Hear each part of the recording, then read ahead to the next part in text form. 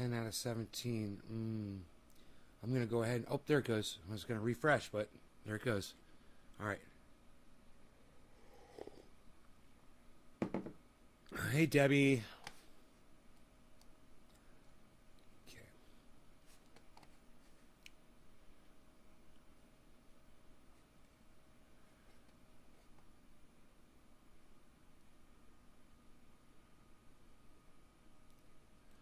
So, I should have titled this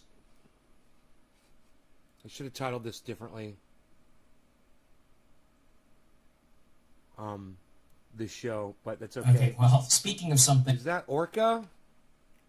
Hey, man. Patrick, Orca. You guys got bumped. Megsy, Hippie Chick, hello. Debbie, hi, all of you. Wow, there's a whole bunch of you got here quick, huh? I started the show a little later. You guys just popped right on. We'll keep that in mind.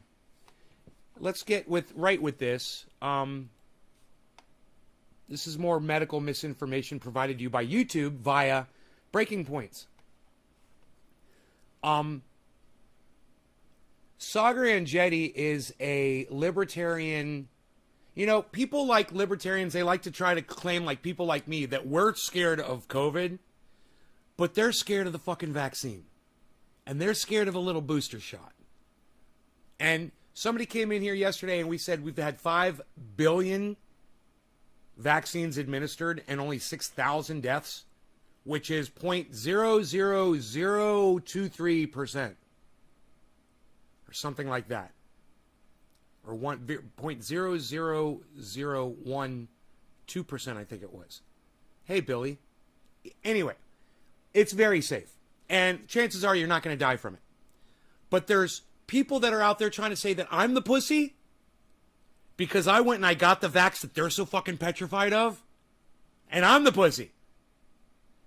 The reason I got it was so I didn't want to get somebody else killed. I'm not worried about catching it myself. I'm pretty healthy. I'm really not that worried about catching it myself.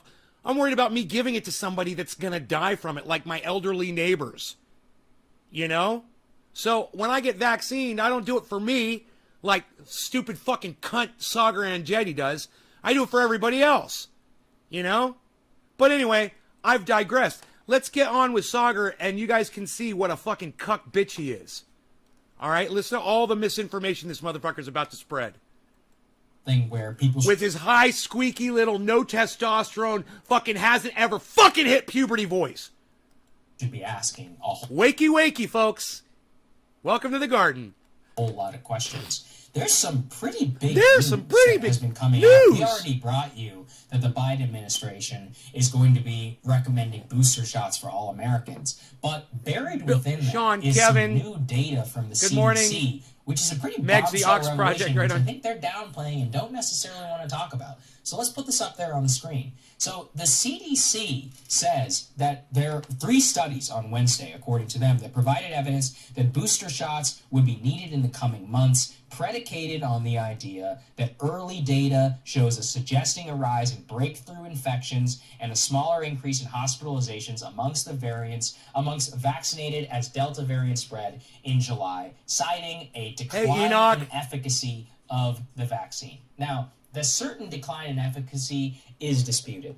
Basically, Moderna and Pfizer were around 95% quote-unquote effective against hospitalization, death, and infection. Okay, first weasel words right there. Quote-unquote effective.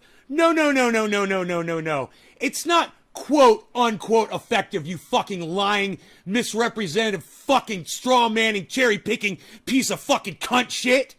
All right? It's not that at all. It's effective. It's not quote-unquote effective. It's effective.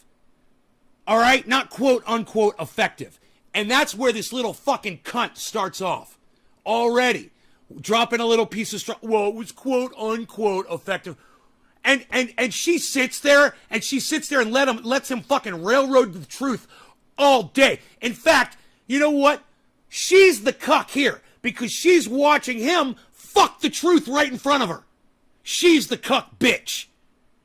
And she sits there quietly and lets him fucking spout off his right-wing talking point, Tim Pool mind bullshit. Cherry fucking picked Non-facts. Infection whenever it came to regular COVID, whatever was circulating several months ago. Now it's somewhere in the like 70-ish type percentile. Obviously, the delta in between there, that's thousands, millions of people if they get infected, so it matters. But there's a lot of questions that surround this, Crystal, which is that they have said they have no guidance currently on booster shots for people who have Johnson & Johnson. But get this. Johnson & Johnson was already only 70-something% effective. So does that make it 50%? No, dude. You don't just get to make up fucking numbers, you douchebag. It means they haven't completed the study yet, you fucking dumb cunt bitch. Jesus fucking Christ. He's such a fucking idiot. I wonder why so many people watch him. Wouldn't it make sense that they're the ones that need booster shots? The whole thing just seems completely crazy to me. And what they're recommending as of yesterday... It seems so crazy that the government is trying to figure out how to get you guys fucking vaccinated and booster shots. Hey, Jay Danks, what's up? Oh, it's just so fucking crazy. It doesn't make any sense at all to him. His little fucking, that's what happens when you don't get testosterone when you're a boy, when you're young. Your brain doesn't develop either. So he still thinks like he's a fucking baby. And he just doesn't get anything. And she sits there silently and lets him babble. Is booster shots for all Americans after 8 months. Now, okay, maybe, but I've got... No, not okay, maybe. You're not a thinking man, Sagar. You're just an idiot, and all you do is repeat things that you've heard. You've never actually had one original thought yourself. You're an idiot!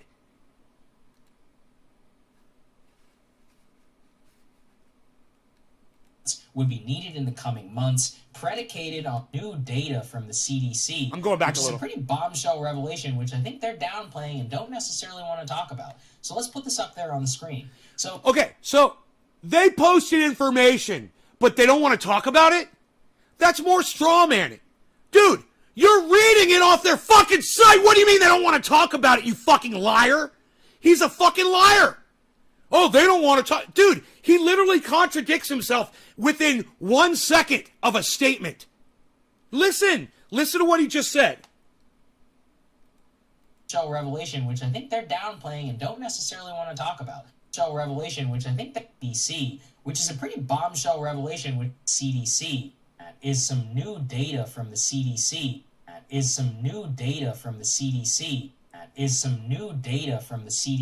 So how are they downplaying it if they're posting it on the internet for all cucks like you to read? How is that downplaying and not wanting to talk about it when they're literally posting it on the internet of the world for all eyes? Cuck bitch, right? Hey, you guys jump on any time here if you agree with me. Love to hear from you. Maybe go drink some fucking coffee, everybody. Thank you, Karen. Revelation, which I think they're downplaying and don't necessarily want to talk about. So let's put this up there on the screen. Hey, Sagar, if they don't want to talk about it, why are they posting it on their fucking website where you can post it on your fucking podcast? If they don't want to, it doesn't even make sense, man. These are tiny pieces of straw. He lays them down everywhere. And you guys need to realize that, it's basically all just bullshit. This guy makes no sense at all. He's literally just the appendix on Tim Pool's lower intestine. That's all this fucking cuck Republican bitch is. So the CDC says that there are 3 studies on Wednesday, according Hi, to Nick. them, that provided evidence Good morning, that booster buddy. shots would be needed in the coming months, predicated on the idea that early data shows suggesting a rise in breakthrough infections and a smaller increase in hospitalizations amongst vaccinated as Delta variant spread in July, citing a decline in efficacy of the vaccine. Now, the certain decline in efficacy is disputed. Basically, Moderna and Pfizer were around 95% quote-unquote effective against hospitalization, death, and infection. He did it again. Did you hear what he did? He did it again, quote-unquote effective. He fucking loves doing this shit, man. Quote-unquote effective, percent quote-unquote effective, and quote-unquote effective, and quote-unquote effective. Dude, effective means it works. It does work. That's what it proves. It's not quote-unquote effective. Why does he keep saying that?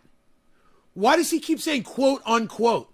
You know why? Because he's hoping that there's other Tim Pool lackeys out there that lick Tim Pool's salt off of his nutsack that are going to lick the salt off of the tip of his dick too.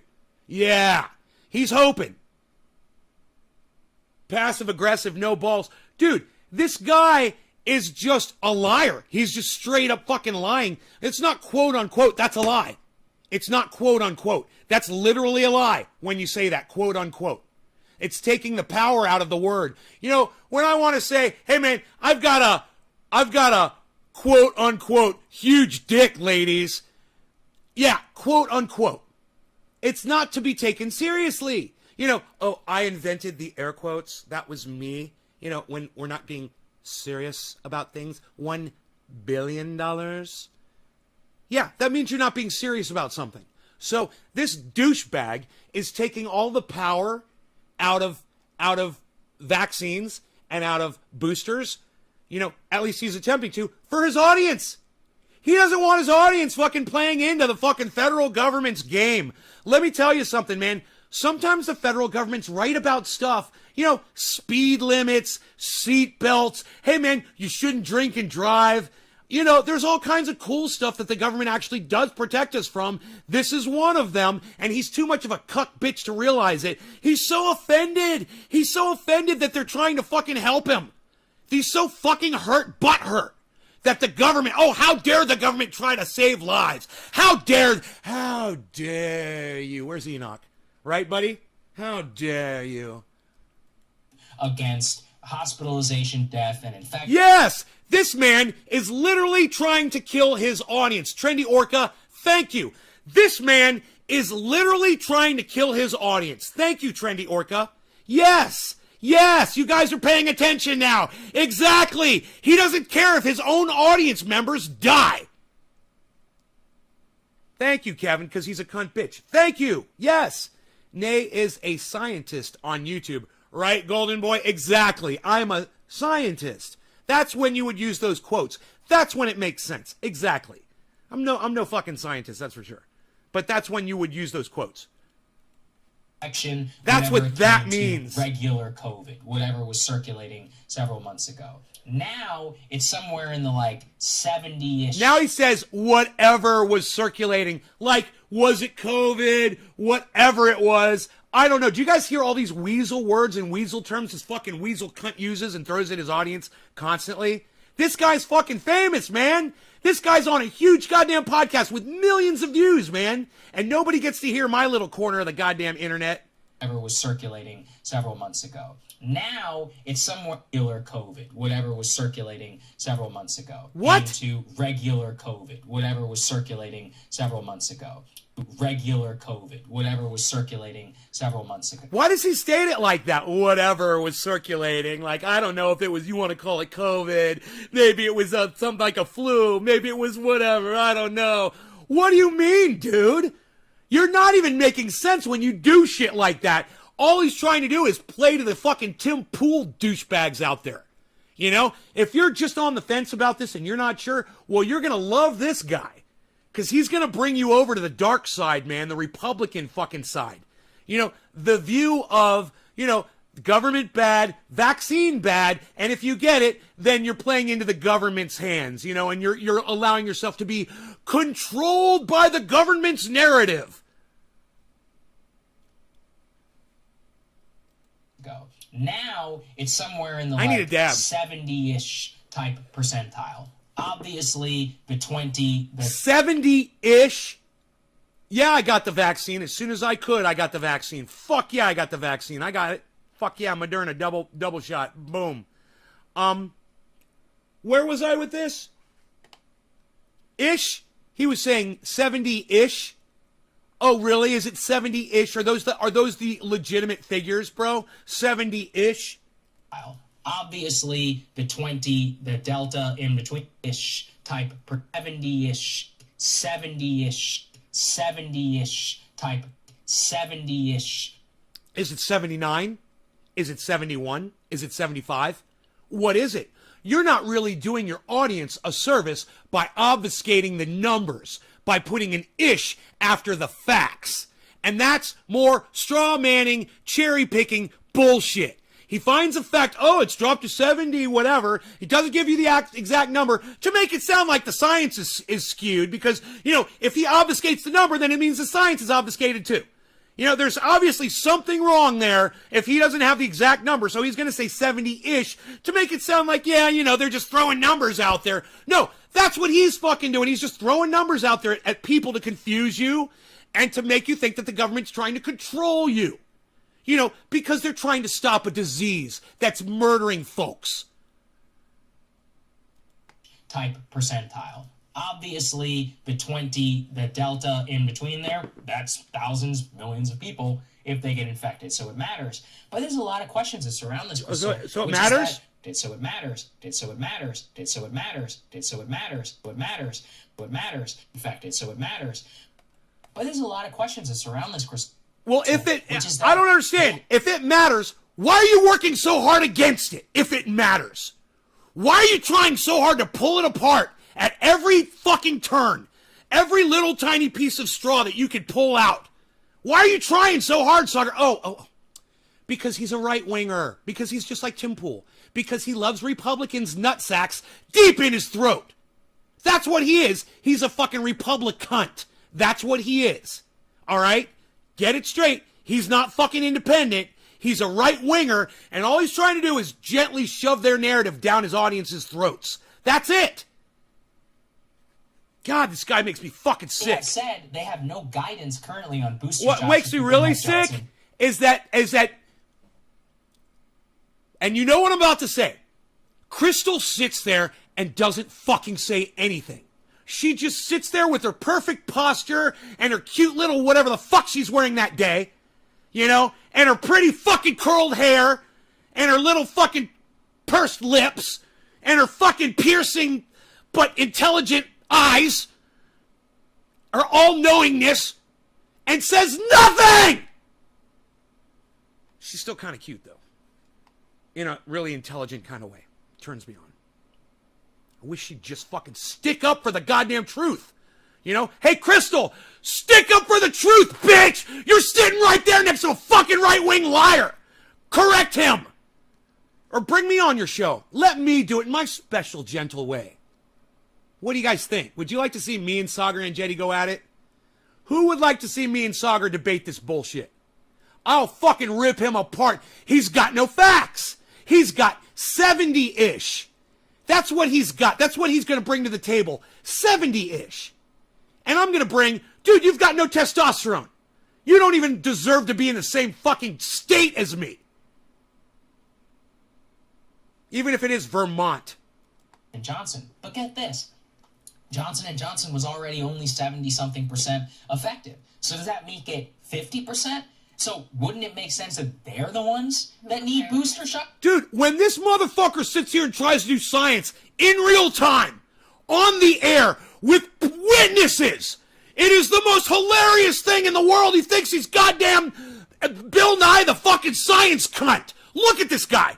I want you to watch him trying to figure shit out in his brain. Okay, check this out. This is Sagar and Jetty trying to figure shit out. Watch this shit. This is Sagar and Jetty. He's going to figure this shit out for everybody. Watch. Watch the fucking gears turning in his brain.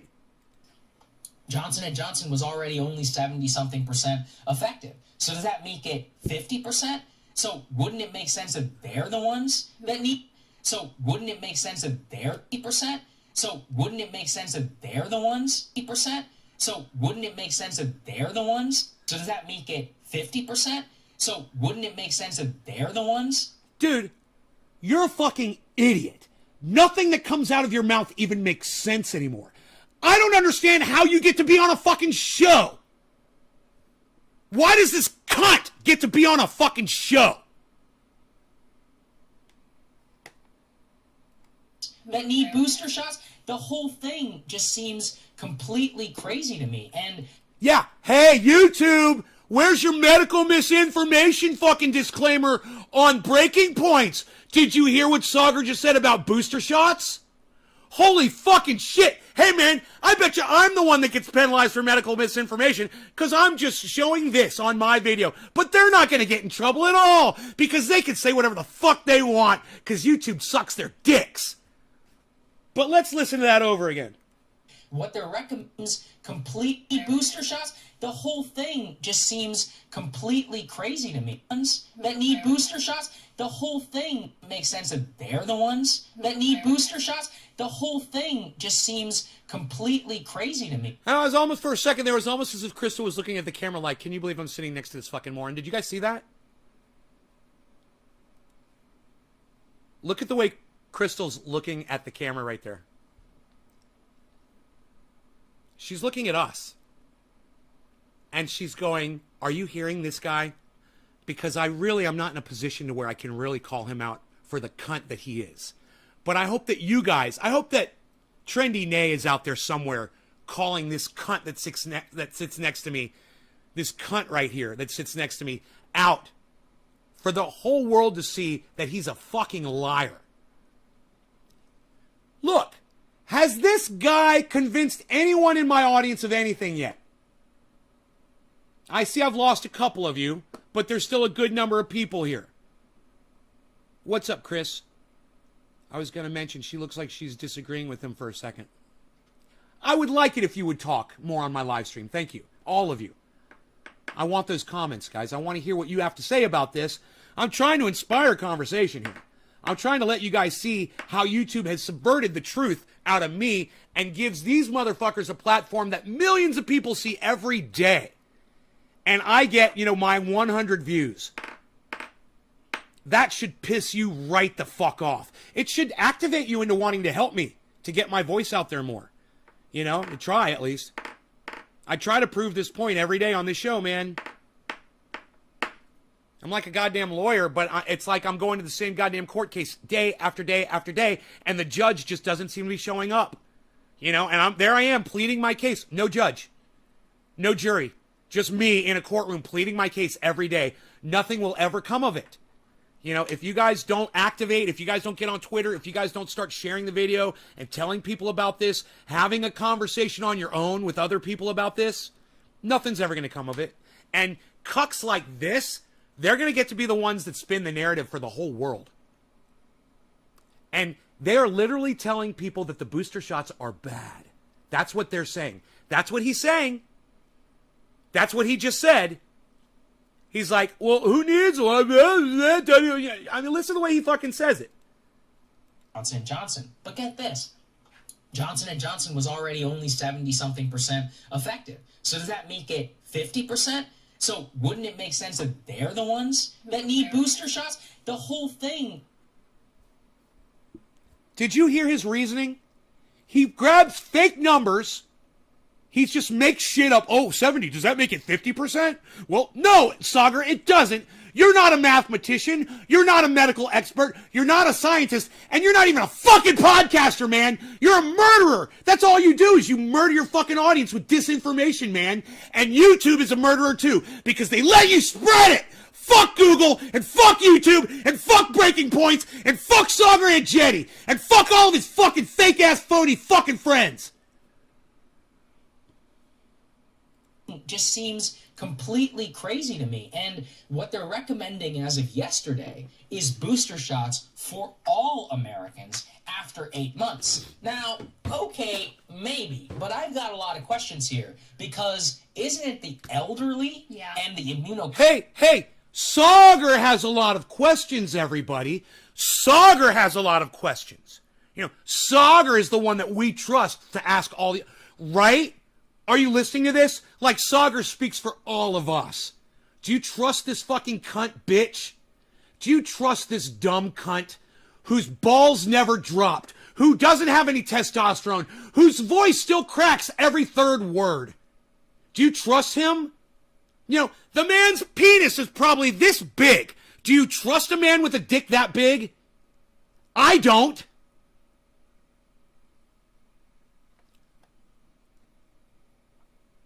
This should piss you right the fuck off.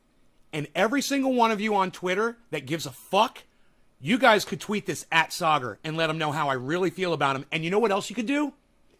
you could type in there, hey, Sauger, you're a punk bitch. And this guy just called you out for the fucking murderer that you are. You could get crazy in a tweet and let him know. I'm just saying, you know, if you really agreed with me on any of this, or maybe I'm just making it all up and it's all bullshit and I'm just picking on this poor, innocent little guy. You know? Oh, wait. Patrick Weichel, I think I fucking love you, bro. Yeah, he's a bitch! You're right! He's a bitch! Fuck yeah! 4Dub says it's sickening. Chris says, fuck them!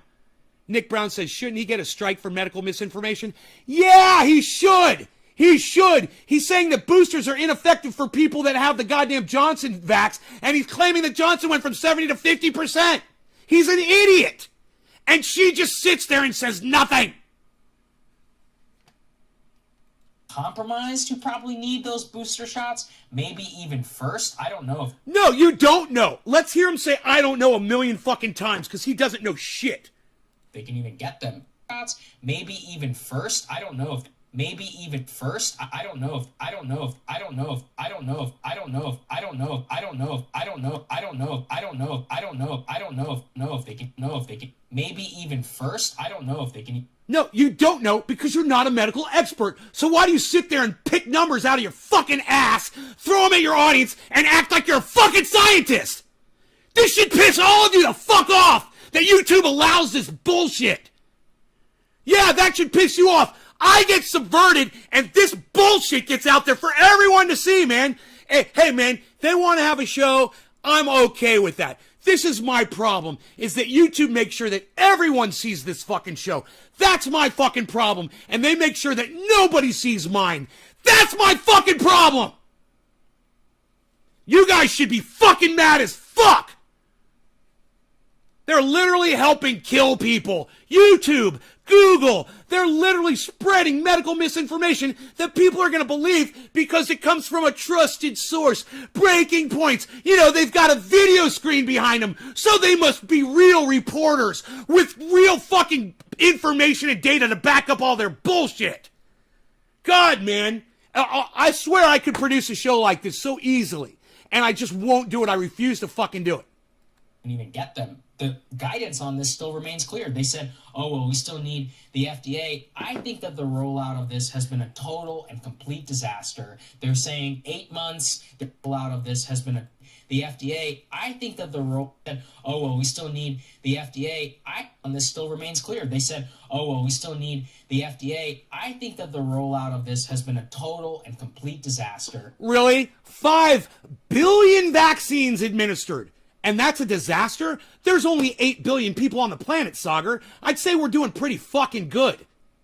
You know, he's an idiot. Like I said, his points don't hit at all. They don't make any sense. And she sits there and gives no pushback whatsoever. That's what they shouldn't call this breaking points. They should call this no pushback. That's what they need to change their name. No pushback. Why is she even sitting there? She doesn't defend truth. She doesn't defend the facts. She doesn't defend sanity. She doesn't even defend sane talking points. You know, she just sits there and says nothing. I don't know, man. I don't know. I don't know why she doesn't fucking intervene. He's not saying anything. Right. He's not saying anything. Chris, yeah, you guys are paying attention. I love it. You guys are paying attention. Exactly. He's not saying anything. Exactly. Oh my God. I love it when you guys are paying attention and listening. You guys get it. Today, we're fucking getting it. We're on this shit. They're saying 8 months. They're not being clear with the American people about the actual efficacy of the vaccine. But more importantly, they are not talking about the very basic fact that breakthrough infection both continues to be, on balance, extraordinarily rare, and B, that if you're vaccinated, you are not going to die from COVID. So that's the part where it's just driving me crazy. That's the really... Die from COVID, and B, that if you're vaccinated, you are not going to die from COVID. that breakthrough infection is both continues to be, on balance, extraordinarily rare, and B, that if you're vaccinated, you are not going to die from COVID. Importantly, they are not talking about the very basic fact that breakthrough infection is both continues to be, on balance, extraordinarily rare, and B, that if you're vaccinated, you are not going to die from COVID. Balance extraordinarily rare, and B, that if you're vaccinated, you are not going to die from COVID. Vaccinated, you are not going to die from COVID. If you're vaccinated, you are not going to die from COVID. If you're vaccinated, you are not going to die from COVID. If you're vaccinated, you are not going to die from COVID. If you're vaccinated, you are not going to die from COVID. 6,000 people have died from the fucking vaccine.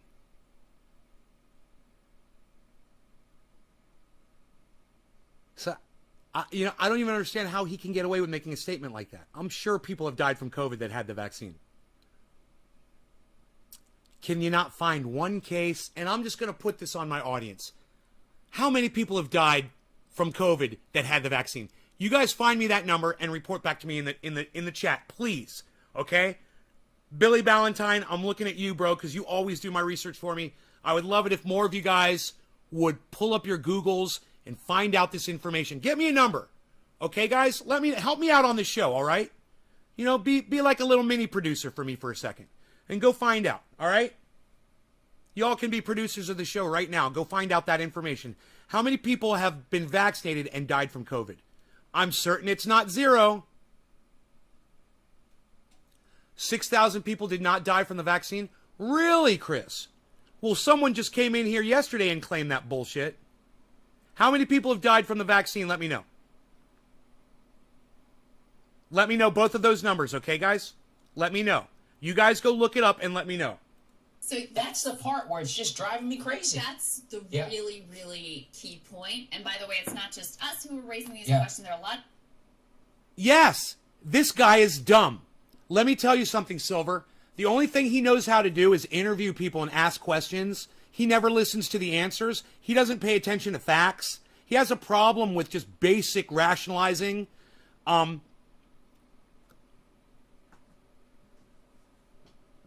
me ask you this. If every human being on the planet got vaccinated, if every human being socially distanced and wore masks, do you think we'd have COVID today?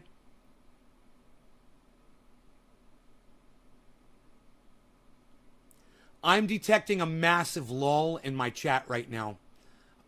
You guys are just not responding to anything I'm saying. So maybe refresh the page and catch up with me, guys, so we can be on time with each other, so you guys can react with me in time. This is a show about me and you, right? It's all of us. But if you guys aren't talking to me, I can't have a conversation.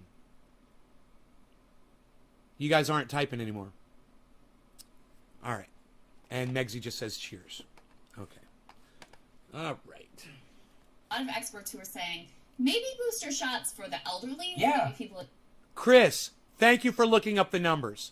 Thanks, Billy Ballantyne. Kevin Vaught, NBCnews.com, July 30th, 2021. At least 125,000 fully vaccinated Americans have tested positive for COVID, and 1,400 of those have died. This was a month ago and has risen a bit, I'm sure. All I could find so quickly. 1,400 vaccinated people have died from COVID. That makes him a liar 1,400 times over. He's a fucking liar, everybody. And you know what?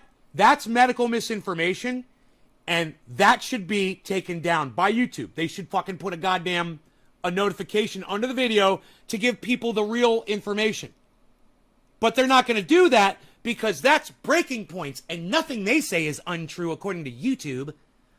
Dude, I'm here proving this shit all day long, man.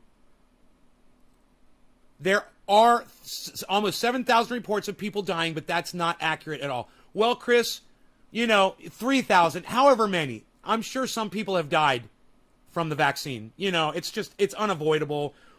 It's unavoidable, bro. When you're giving medicine to 5 billion people, some of them are going to drop dead from it. Humans are diverse. And yeah, sometimes, we have allergies that we've never even heard of before. Somebody's got an allergy to peanuts. I mean, Fuck, that's crazy, right? I'm allergic to peanuts. 23rd on CDC website. Okay, 2063, says Nick. Cause of death is not always clear. That's true. I understand, Chris. I understand. I do understand. My point is this. It's not zero, right? We can all agree that Sagaran Jetty is a fucking liar.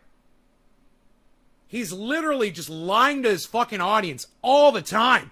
I don't know how many lies I've already fucking picked out of this goddamn thing. But let me tell you, he does this all the time. He did it with UFOs. He tried to convince his audience that the UFO footage from the Pentagon was real, that they were aliens. Yeah, that those blurs and those exhaust plumes. Yeah, he tried to convince his audience that all that bullshit was actual UFOs visiting us from another planet. He's such an idiot. You know, and I got a problem with you if you believe in aliens, man. I got a problem with you. Boom!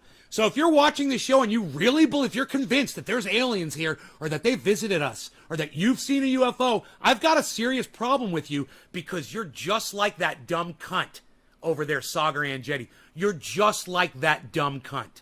You don't look at facts. You only look for pieces of straw, cherry-picked evidence, and you're a confirmation biased professional. If you believe in UFOs, that's all you've ever done. You haven't looked at the actual evidence. You only look at what confirms your bias, that your bias is that they exist.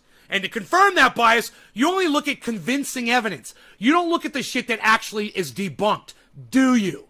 Because you're a weak-ass bitch! No aliens, motherfucker! Your life just sucks dick, and there's no aliens that are gonna come and abduct you and take you away from this shitty fucking planet. Get the fuck over it! You know, everybody needs a goddamn savior. It's either God or aliens or the energy that flows between all of us. I'm so sick of all your bullshit! There's so many fucking excuses to not deal with reality. I wonder how many of those Sagaran Jetty subscribes to.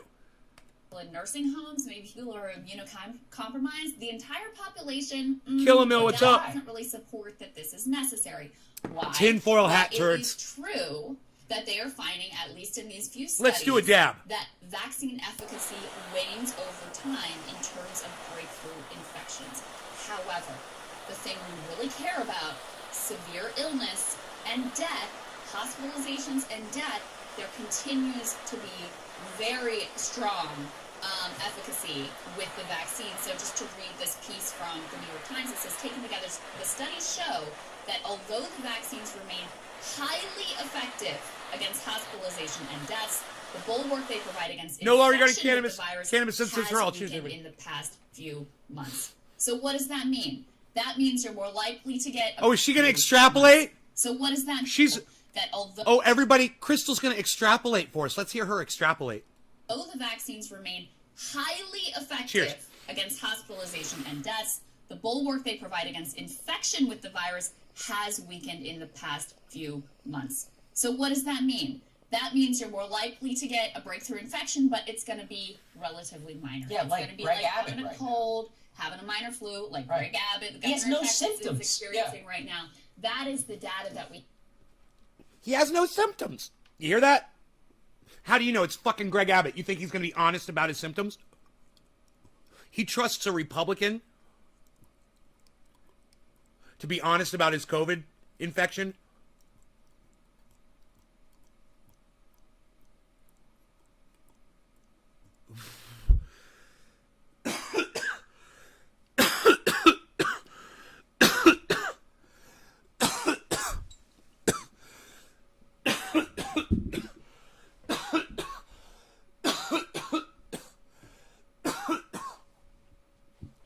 Oh God, that was a big doubt.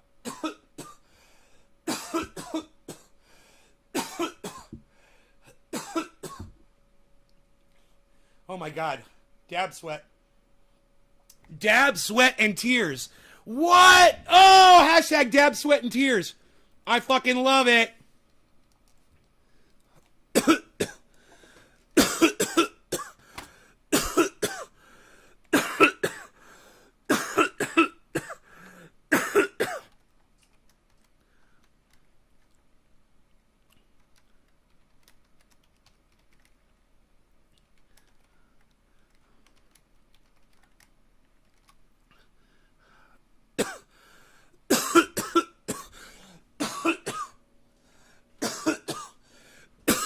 Nick, you got it.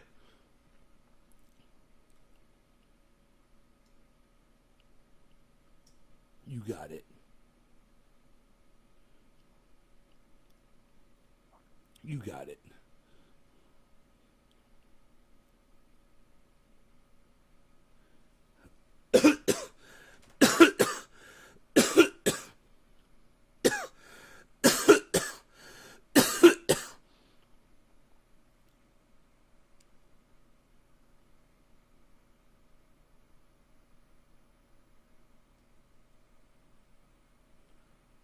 I'm trying to show this sweat, dude, but I can't.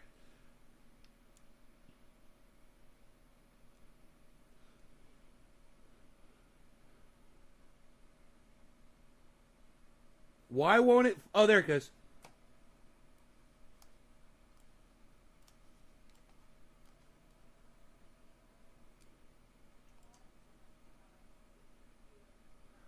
Whew. What a sweat, dude. This thing won't stop. Look at that sweat.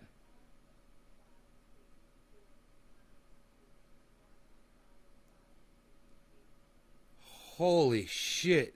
I am still sweating, guys. What a fucking crazy dab. What a crazy dab. Oh, fuck. I spilled my coffee. Good thing I'd almost finished it. It's just a little bit. I spilled a little bit. A little bit. I can fix this. I can fix this. Dude, I just put all my microfibers like way the fuck over here. Let me get a paper towel. Paper towel would be better. I think first I'll wipe the sweat off my brow. Wipe the sweat off my brow. Look at that. Look at the sweat. Just came off my fucking head. Oh my god. My neck, everywhere. Alright, wipe up this coffee. I still got some left in the mug, so I'll still be drinking some coffee. Girl, I picked the mug up before it all spilled out. What, son? Dude, where'd the camera go? Hey, camera. Hi, camera. Wow, dude. I put dab, sweat, and tears, and you guys aren't even fucking retweeting it. I'm worried about what? Nipple, what you worried? Hey, Iceman! Yo, Iceman! Yo, Iceman, Iceman. Yo, Iceman, yo, Iceman. Iceman's here, dude. Psst. Nobody's even talking about Iceman anymore, pal. What are you even doing? Dude, 22 days, Big Jim's going to be here. Something like that.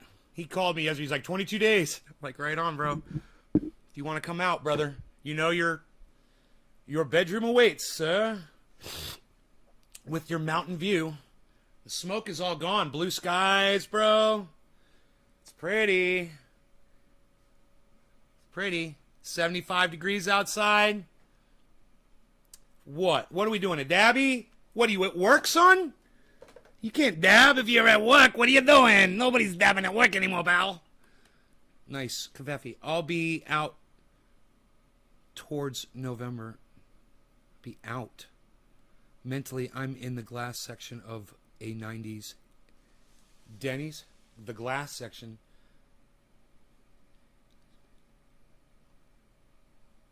Remember when Denny's used to have a smoking section? I do. Adam, what's up? You're at lunch? Hey, I'm gonna do dabby for Iceman. Hey, Adam, what's up, buddy? Okay. I dab at work daily. I dab at work daily. I dab at work daily. I dab at work. Doesn't Crystal look fucking hot? Let's watch some more Crystal. She looks great. We have right now. Now look, if you go up the sort of risk spectrum, if you're an older person, if you have a lot of comorbidities, if you are immunocompromised, then it starts to make sense that you might be one of those rare people who gets the breakthrough infection and ends up in a really dire place because of it, just because you don't have that strong immune system to be able to fight back. Then it starts to make more sense. But just I remember something about the glass. That everyone There's like it's like a party room. Without really explaining right? the American Why? Again, I think it's dude, very sketchy decision, I'll say. And I also think it does. Do you guys remember what Denny's used to be called? Do you guys remember what the restaurant Denny's used to be called? Something else. Who remembers what Denny's used to be called? And I'll tell you why they changed the name. They changed the name because Denny's name, you kids might not know this, but that restaurant that you love to eat at all the time, their name used to be racist. Yeah. You guys remember? They had a racist name. Been saying, look, this is all just about the money to start with. Pfizer was reportedly really pushing for this, and it looks like the administration ultimately... No law regarding cannabis. Cannabis isn't for all. Work, work, work. Cheers, everybody. Did he? Yeah. And it undermines, like, these I just want you guys to know, these vaccines work really well. Yes, there are breakthrough infections in rare cases, and that is apparently increasing over time as the vaccine efficacy on that particular front wanes. But in terms of the critical pieces, the vaccines work really, really well. So that's like the key point that people need to keep in mind. Yeah, and that matters most for the elderly. Now look, data out of Israel is pretty good. Why does it matter most for the elderly? He's such an idiot. It doesn't matter most for the elderly. He's a fucking liar. It matters for everybody. Your children, teenagers, adults, elderly, everybody. Once again, yet again, he's fucking lying to his audience.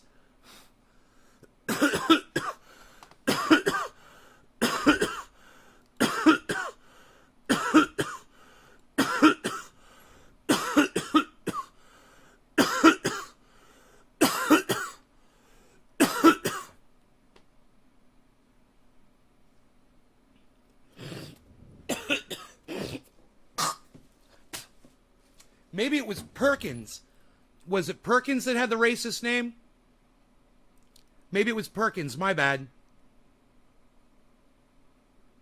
Look up Perkins, Billy.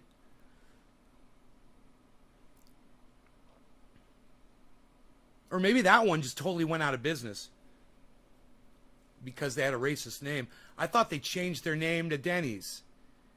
Or maybe Denny's bought them out or something.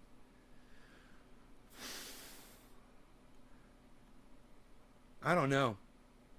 You guys, nobody knows, huh? Nobody knows that racist name of the breakfast restaurant from the 60s and the 70s.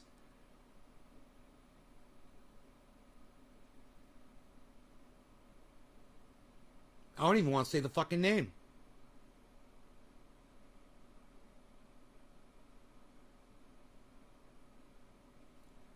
Huh.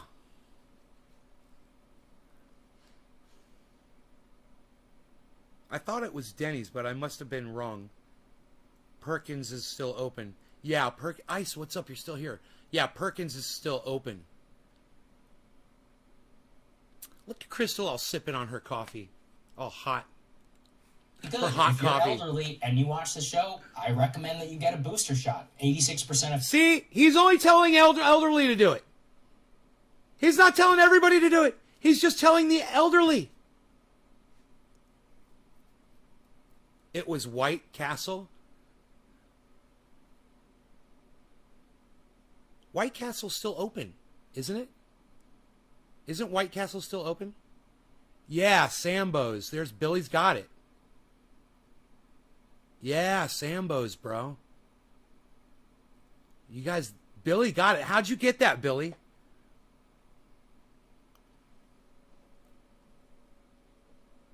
How did you get that? I'm so impressed with Billy Ballantyne. He really kicks ass as far as mining information. He knows how to do it. I would like to have Billy teach a master class for all of you on how to research information, how to source out shit, find things out quick, and educate yourselves quickly on shit. Instantly. That's what I do. I've gotten smarter over the years in my old age with Google, man. I just Google shit and read about shit. Yeah, I listen to podcasters who are more intelligent than me.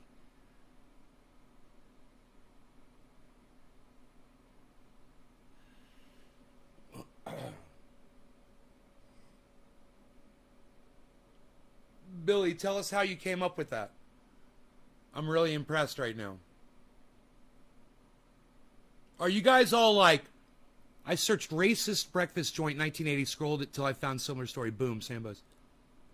I wonder how prevalent they were, bro. We had one in Orlando. I'm pretty sure that Denny's bought them out. That's what happened, bro. I'm almost positive I could call my mom and I'd be like, Mom, that Denny's that we used to eat at. Let me think, where was the location of it, man? I can see it. I can see the goddamn restaurant, but I'm not certain of where the location was of it.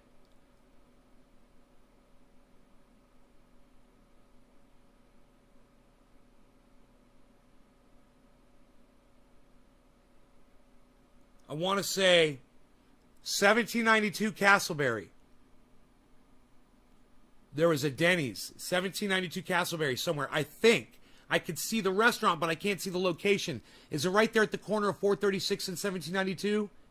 DC, are you here? David Campione, DC Vision, where you at? When I need you. He would know. Highway 436 and 1792. I think it was right near there.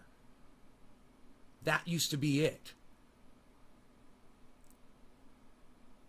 Surrounded by Keith. Damn, you fucking found that shit, bro. Isn't that crazy? I used to eat at a restaurant with a racist name, bro. I was a little kid. I didn't even realize what that meant or what. And you know what's crazy? The menus had a little black kid. That was Sambo.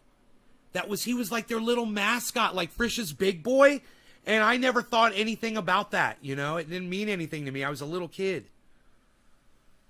I bet you could find that menu on the internet.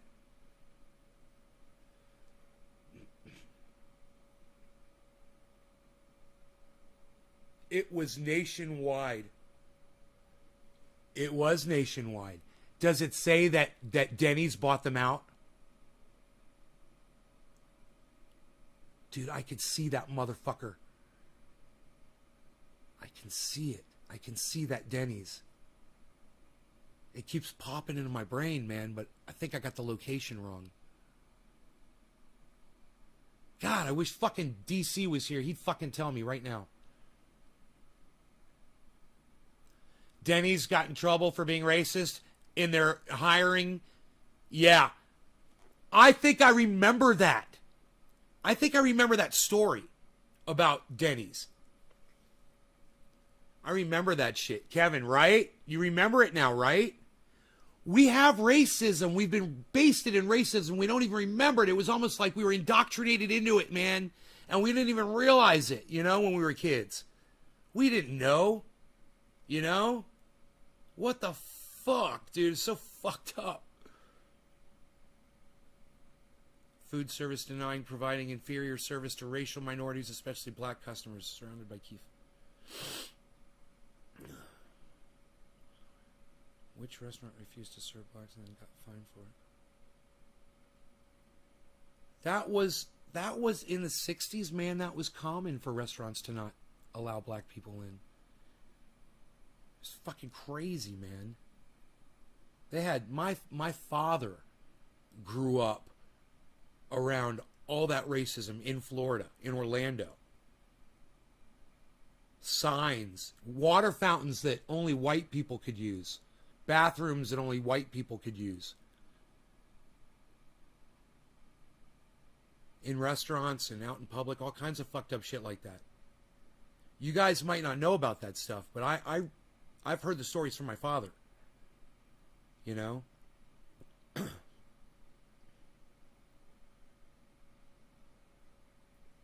He did a good job of educating me on that shit, you know?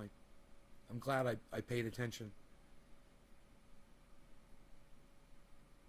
And I'm glad I've retained it.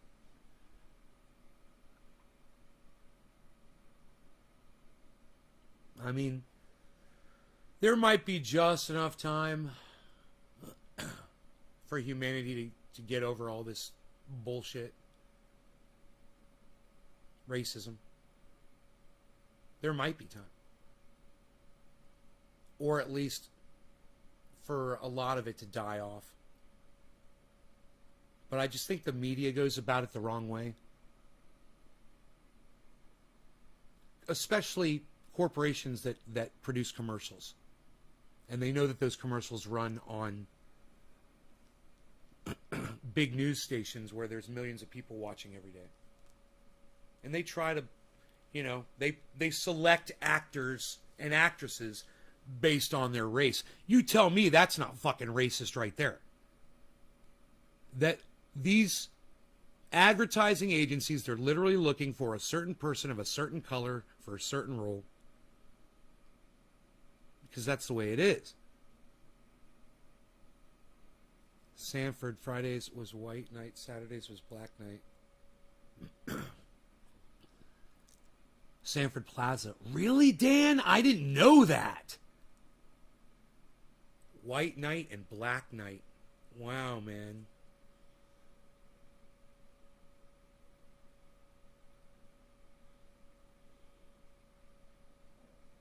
Full of matches.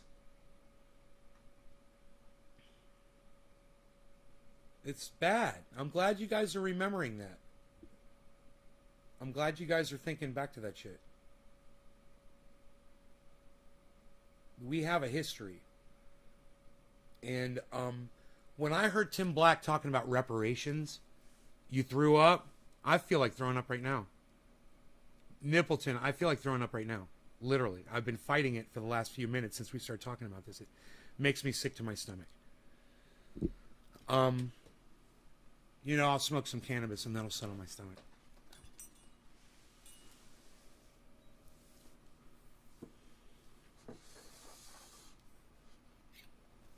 What's going on over here? Psst. Nobody even knows what's going on over here anymore, pal. Why were you sitting in the dark? Nobody's sitting in the dark anymore. You are my dad, says Nippleton. I wonder how many people have come in and said that to me. How many kids do I actually have out there? Hey, man, if you guys are my kids, if you really felt that way, wouldn't you come to more of my fucking shows? I got empty nest syndrome over here, people. All right? Come back to the nest.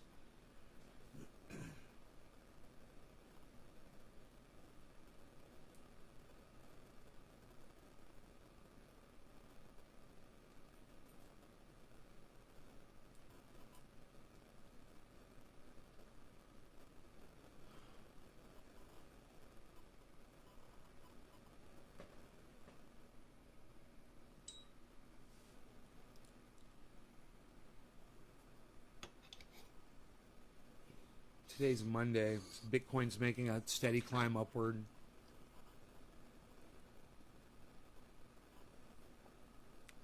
A 24-hour high is 49,418. And it's at 48,075 right now.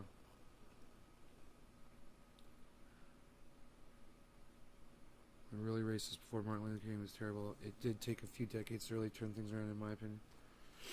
Yeah, I mean, if we came this far, we got to get rid of all the subversive racism. All the other half of people that are racist that are still in denial that they're racists. People that support racist leaders. That would mean all the Republicans and all the Democrats. They're all racists. If you're a Republican, you support Donald Trump, you're a racist because he's a racist. If you're a Democrat and you support Joe Biden, you're a racist because he's a racist. That's a lot of racists. But I believe that there's more people in the world that don't subscribe to voting than that do. So you fucking cuck Republican cunt bitches out there, you guys are outnumbered now. And the more of you that hear my words and say, yeah, man, all politicians suck balls. Why the fuck am I even voting? Why am I even voting? Fuck this stupid fucking system and fuck these cunt lying bitch politicians. why should I even fucking vote?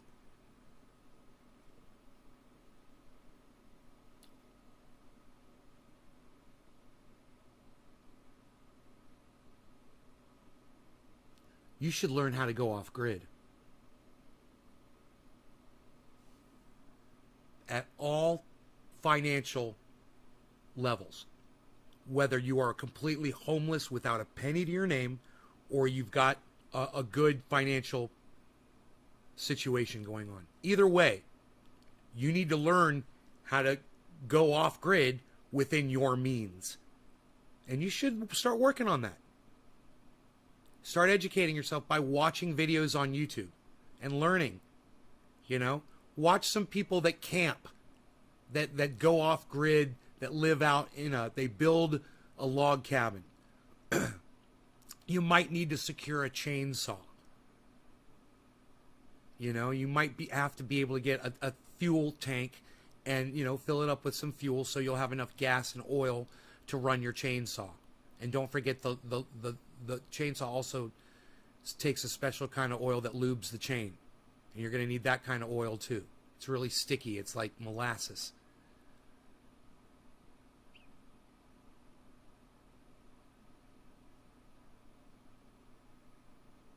That's it, man. You can fucking do it. You can get a chainsaw and some fuel. Go out in the woods. Go build yourself a fucking cabin. If you don't have the means to do that, if you're not physically capable, well then, this is what I recommend. You start making some fucking friends, man. You start making some alliances with people who are capable. And you figure out how you can fucking contribute. Maybe you're just the person that brought everybody together.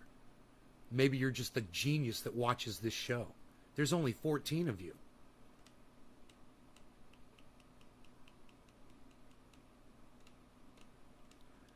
But you don't want to take this shit seriously. We've got 100 years left. If you don't learn how to do this now, your kids, your grandkids, they're all fucked. And your grandkids are not going to live out full lives. Or at least the grandkids that aren't born yet. Anybody born right now should be okay. 100 years. If they're born right, if they're alive now, they should be okay.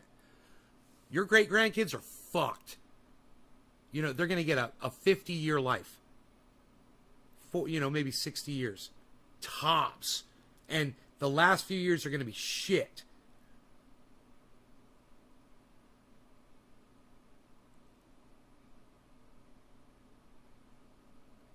His shirt doesn't fit, so he's a liar. He's been working out, bro. He's been, bruh.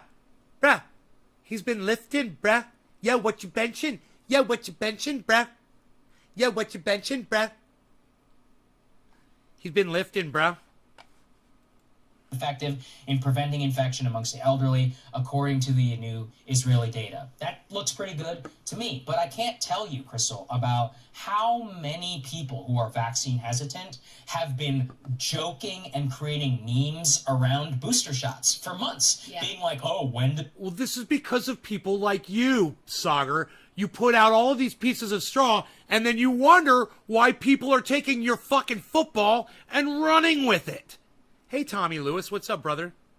Does it end? And look, they're not wrong. I mean, when does it end? What does it mean? How long does the efficacy last? Why are we focused purely on efficacy of breakthrough infection? Why are we not focused on the efficacy of hospitalization and death, which right now are really good? Right, Steve Running? I understand a lot. I take this very seriously, too. That's why we're watching it. That's why me and 14 other people are watching it right now. Reason we have even... You guys want to share this around on Facebook in a group, whatever, like Tommy Lewis just did, get some people in here? Yeah, please do. I think this is very important. I understand it's Monday. People have to go to work. I understand. Higher hospitalization right now across the... Let's find everybody who's got their Monday off that's sitting around smoking, wondering what they can do.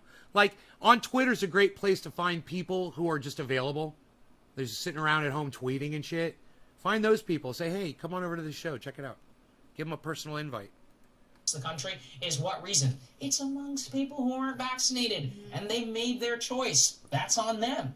I don't think there's anything like in terms of the public health discussion around all of this, really what I see... Everything that comes out of his mouth sounds like it comes from an AI generator, Billy. You know what's just so funny? I just watched Ex Machina last night again. What a great fucking movie. I watched it on Showtime. It's fucking great. It's such a great movie. And Showtime's playback is really high def compared to fucking shit flicks. Way better. Their playback engine is way better than shit flicks. In fact, I don't think the movie stalled at all last night. At all. Throughout the whole time I watched it. And I watched 1.5 movies last night. Did I watch? No, I watched 2 fucking movies last night. I believe. Yeah, till the end. I watched 2 fucking movies. Yup. You're sculpting a severed head. It feels good to be in good health. The last 10 pounds are the hardest. Yeah, dude, I need to go have a cheat day, bro, but I haven't done it yet. This is what I'm gonna do. I haven't done this in a while, in like a month, but I'm gonna go to McDonald's. I'm gonna get me a Big Mac, heavy pickle. I'm gonna get 2 cheeseburgers, heavy pickle, with Big Mac sauce added to the cheeseburgers. I'm going to get a large fry and a small Pepsi. I'm going to get a large fucking Blizzard because fuck you, I'm cheating. Yeah, I'm getting a large. I'll be getting a large Oreo Blizzard.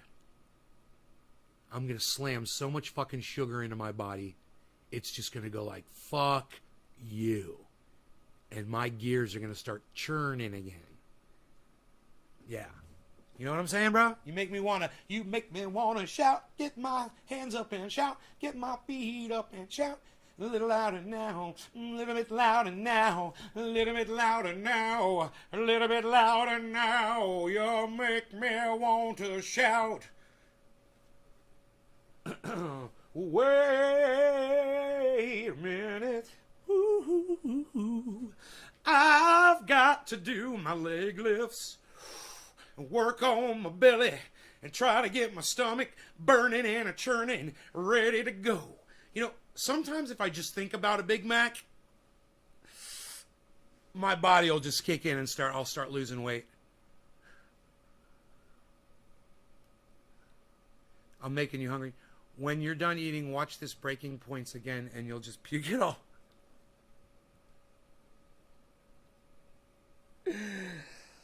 Billy, why are you so funny, Billy? Billy, why are you so funny? It's going to be the same thing like with masks. Already, if you're one of those people who's not going to get vaccinated, then the booster shot thing is just going to confirm your priors. Yes. And if you're one of those people who are vaccinated, you're like, oh my God, I got to go get my booster, have the date, exactly 8 months. Why is he trying to make fun of people like me that want to get a vaccination and get a booster shot? Do you hear the way he's talking about people like me? This is why he's a fucking cunt. He's a fucking dumb cunt. Same thing like with masks. Already, if you're one of those people who's not going to get if you're one of those people who's not going to get vaccinated, then if you're one of those people who's not going to get vaccinated, then the booster shot thing is just going to confirm your priors. Yes. And if you're one of those people who are vaccinated, you're like, oh my God, I got to go get my booster, just going to confirm your priors. Yes. And if you're one of those people who are vaccinated, you're like, oh my God, I got to go get my booster. God, I gotta go get my booster. God, I gotta go get, oh my God, I gotta go get my booster. Oh my God, I gotta go get my booster. Oh my God, I gotta go get my booster. Oh my God, I gotta go get my booster. Have the date, exactly 8 months to the day. You're gonna go, those people were all probably fine anyway. And the country's just gonna split apart. I also have questions around the vaccine thing. First of all, I got my vaccine card laminated. So now what? Does that mean how is somebody gonna sign it? You're not supposed to do that, right? I didn't know, but it's because I went abroad. And God, I gotta go get my booster. God, I gotta go get my booster. Oh my God, I gotta go get my booster. Oh my God, I gotta go get my booster. Oh my God, I gotta go get my booster. Oh my God, I gotta go get my booster. Oh my God, I gotta go get my booster. Oh my God, I gotta go get my booster. Oh my God, I gotta go get my booster. Oh my God, I gotta go get my booster. Oh my God, I gotta go get my booster. Oh my God, I gotta go get my booster. Oh my God, I gotta go get my booster. Oh my God, I gotta go get my booster. Oh my God, I gotta go get my booster. Oh my God, I gotta go get my booster. Oh my God, I gotta go get my booster. Oh my God, I gotta go get my booster. Oh my God, I gotta go get my booster. Oh my God, I gotta go get my booster. Oh my God, I gotta go get my booster. I think, if anything, that cuck bitch right there and the way he's acting should be the very reason you go get your booster. Am I right? Now that that's the guy that's saying that the people that want to get their booster act like that, doesn't that make you want to get a booster now? Even more? Get your boosters, folks. If you want to get one, get one. And don't listen to people like this. Look at the way he is with his hands. And look at the way Crystal's looking at the camera. Again. Like apologetically. It's almost like Crystal does these moments on purpose so that people can go back and reference this and go, see, Crystal knew. She looked at the camera every time he said something stupid. She just never responded to him and pushed back like she should have. Why can't we laminate our Vax cards, right? I don't know, Billy. I think it's fucking crazy. Umaguma. Dude, I do stuff like that on here all the time. I'll make music, man. I'll be all DJing.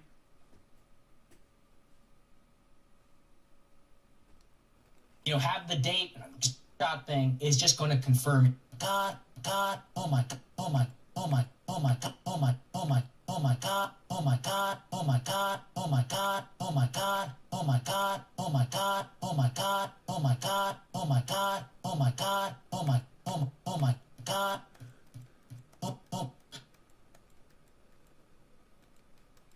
oh my, I go get my boost, I go get my boost, oh my, oh my God, oh my, oh my, oh my, oh my, oh my, oh my, oh my, oh my, oh my, oh my, oh my, oh my, oh my, oh my, oh my, oh my, oh my, oh my, oh my God, oh my God, oh my God.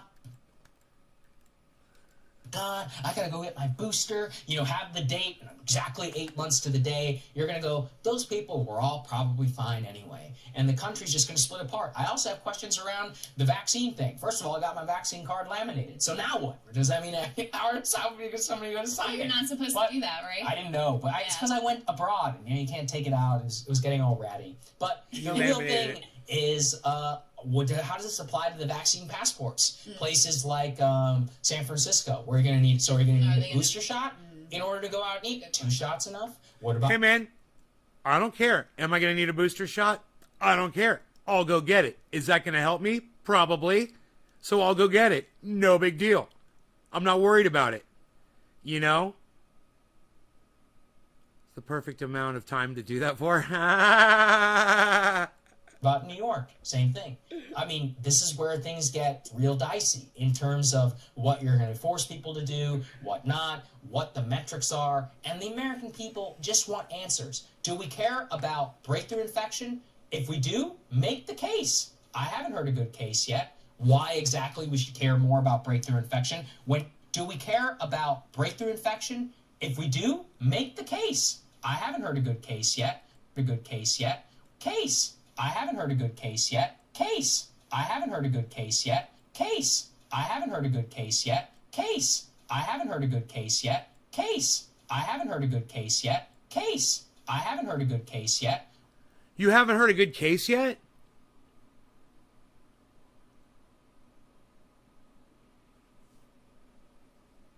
Well, I would say my first question would be, what's the difference between the booster and the vaccine?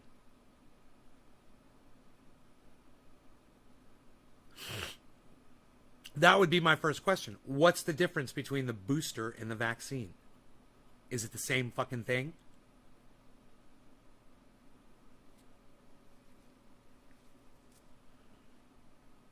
I have a single vaccination. I'm part of the 82%. I wouldn't mind getting double vaccinated, though. It's just, I haven't done the math to find out when I was supposed to do it. List of weapons? No, Billy, I haven't. Hey, Billy Bong, here's another question. Why didn't Trump start removing those weapons?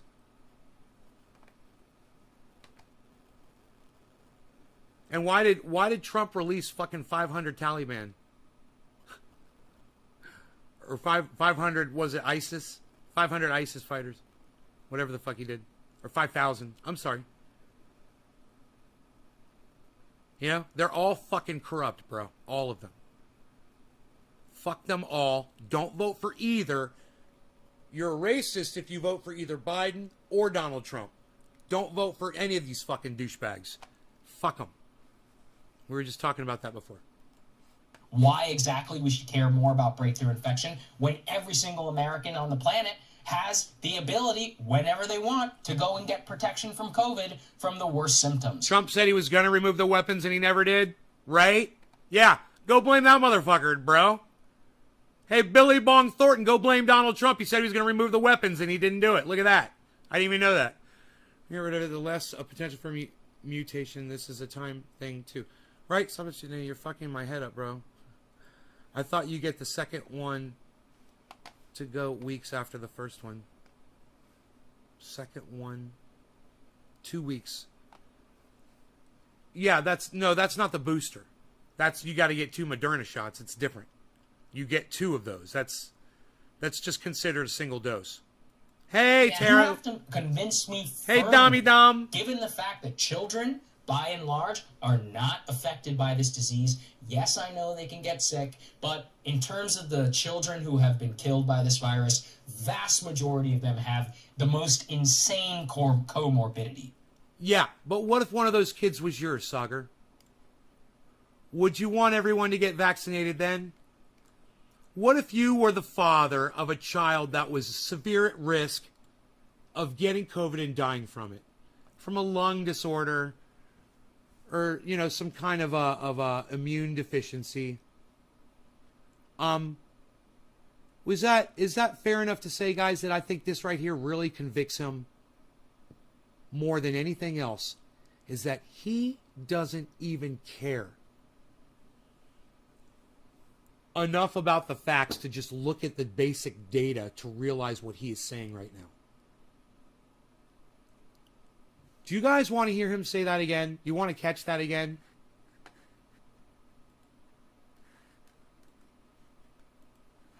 I believe there's only 11 people watching the show right now. But I'm going to refresh this chat. Well, I'm not refreshing the chat. I'm just pulling up a second one to check the number. I'm surprised there's only 11 people here, but this is really boring for a lot of people, I guess.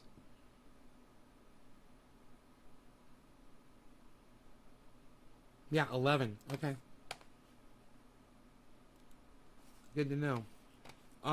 Listen to him say this again.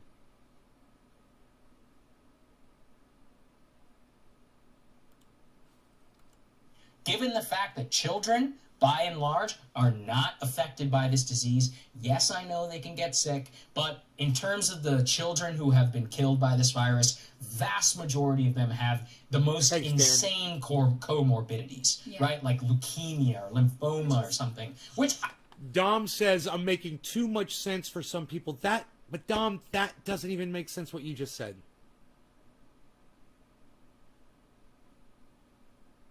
I mean, it doesn't make sense, but I guess maybe you're right. Because if Tim Pool was live right now, he'd have 20,000 people watching him. 20,000 people. And he's not making sense. And I guess you're right. People just don't want to hear somebody that makes complete sense. Because the reason why, Dom, is because Their narrative is not making common sense standards, not meeting the standard of common sense. So when they hear me and it totally negates what they really believe, then they hate me for it and they disagree and they just run away instead of going like, wow, he did just say there's 5 billion people who got vaccinated and all I told him was that 6,000 people died. And I knew that we were going to eventually find out that that number wasn't correct. And I was waiting for one of you to go research it and find out. And none of you did. You know, I was so disappointed. I was like, man, one of them is going to go Google it and find out the number, I'm sure. I'm sure it's not 6,000 people died from these vaccines. It's probably way less. And as we found out this morning, it is. It's like half that number, which makes it just a fraction of a fraction of a fraction of people who die from vaccines. It's not in the cards that you're going to die from a COVID vaccine. You know, you've got way better chances of getting struck by lightning, getting eaten by a great white shark, or winning a fucking lottery. I guarantee you, all three of those you got a better chance of.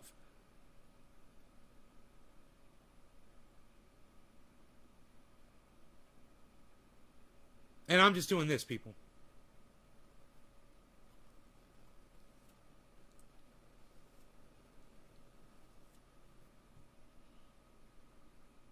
Why isn't he in jail for fraud? Kevin, if he wants to lie on a podcast, I'm okay with that. What I don't understand is why YouTube wants to promote his lies and why they don't put a disclaimer on their bullshit. You know, why don't they say, this is literally COVID misinformation. This man is literally lying. It should say that below the title of the video. Not above it, but below it. And I'm okay with that. And if he wants to lie to his audience, fine. Here I am. This is the thing. Here I am. Now there's 6 people watching my show, guys. Now there's 6 people watching my show.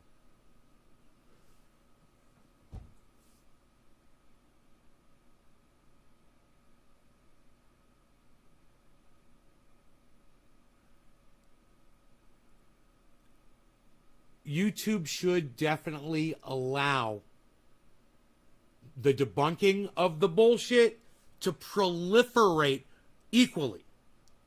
No matter what my saltiness is or whatever amount of cursing, they're obviously okay with people cursing. You know?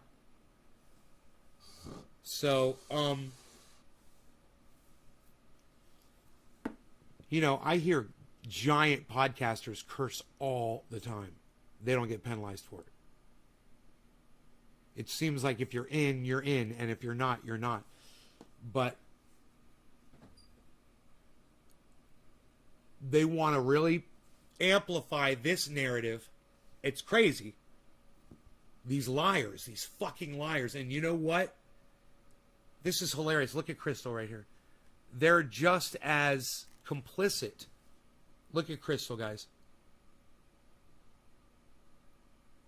As any other misinformant, and Crystal is just as guilty as any other misinformant on YouTube or anywhere for sitting there in silence and not defending the facts. Like I sat here with you guys in real time and we defended the fucking facts. You know, during my show, while I'm live, we defended that. They don't do that. And nobody fucking fact checks this motherfucker. He's, you know, everybody should get vaxxed. Your children are probably needing to get vaxxed. You know, they're saying, you know, young kids, I don't know, what's the age limit on a vaccine? What's the youngest kids that are getting vaccinated for COVID? How young can you be and receive a COVID vaccination?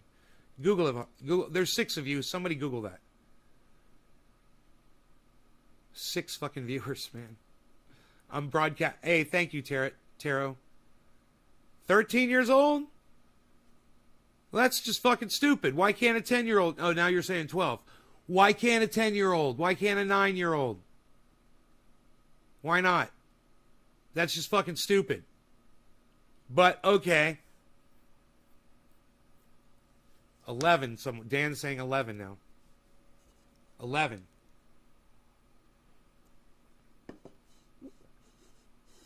We got 3 answers, 11, 12, and 13. All right. So let's just go with, 12 in between those 3 numbers, right? All right. So let's say everybody that's 12 and older in the United States and in the world gets vaccinated, and we don't vaccinate kids that are 11 and younger. What the fuck is going to stop COVID from fucking bouncing around from kid to kid, man? With all you fucking, with your fucking boners to put your children back in a goddamn COVID-infected school environment. You know, you got fucking hard dicks to put your children back in. Oh, your children gotta be in school. Teach your child to grow a fucking garden, you fucking idiots. Teach them what they really need to know, how to feed themselves, how to live off grid. You know, how to not fucking play into this stupid fucking this facade of a fucking government. It's a joke. Teach them that at home. You know what do they need to learn? Calculus. Your children need to learn fucking Shakespeare. They got to go watch some fucking stupid fucking movie that's gonna disturb them for the rest of their lives. What the fuck? They got to go be bullied by some fucking douchebags? You know, what the fuck are you thinking? Oh, that's right. You don't think. You just let the government do it for you sometimes. I understand. And they're telling you, if I don't send my kid to school, I'm going to jail. I know. It's shitty, right? But that's our society, guys. That's it. And that's why there's only 6 people watching this show. I understand, man. I got 6 friends. Surrounded by Keith is one of them. Kevin Vaught is one of them. Chris Redgepick is one of my 6 friends. I've got 6 friends. And Taro is one of them. Thank you, Wild Child Taro. And Billy Ballantyne is one of them. That's 5 people right there. I got 5 friends. I got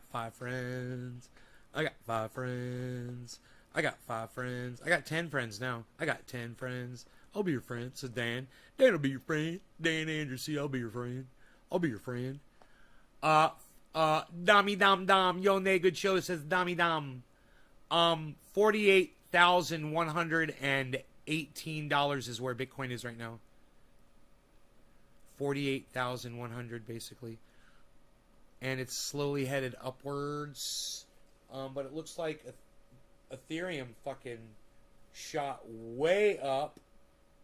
Ethereum looks healthy. $3,267 a coin. Can you imagine that, man? Let's do a little demonstration. Let's do a little demo.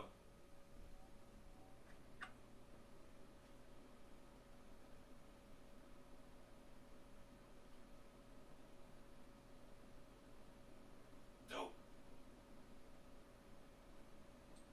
Damn it. I lost my Dogecoin, son. I lost my Doge. My Doge is gone. But that's cool, man. That's cool, man.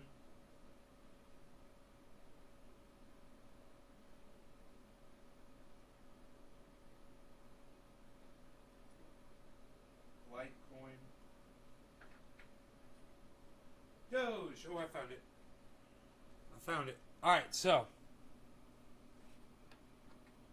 This is a Dogecoin, an Ethereum coin, and a Bitcoin, right? Doge right now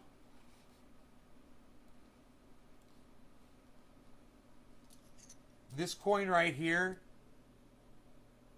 this represents something that is worth 27 cents. The Dogecoin. That's 27 cents. The Ethereum coin, right here, that's worth $3,266.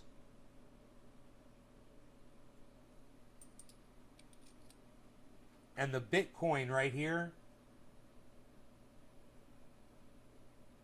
right now is worth, this represents something that is worth $48,100.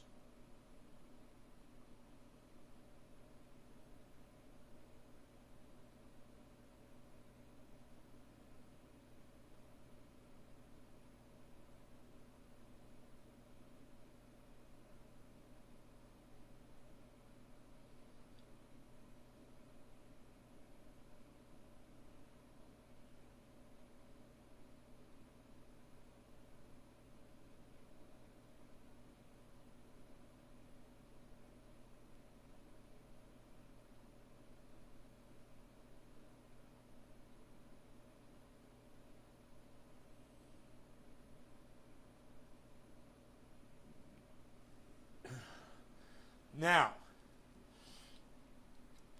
you can get just as successful by purchasing any of these. So you could make money buying this Dogecoin for 28 cents. Right now it's 28 cents. It just went up 27.7. Right? Or 0.277. So this is 28 cents, right? You could buy a whole bunch of these, right? You could buy a whole bunch of these. Like, you could put $1,000 down, and you could have, you know, a few hundred of these. Or, you could, these are $3,263 for the Ethereum. You could just buy $1,000 of this. You could buy a third of one of these for your $1,000.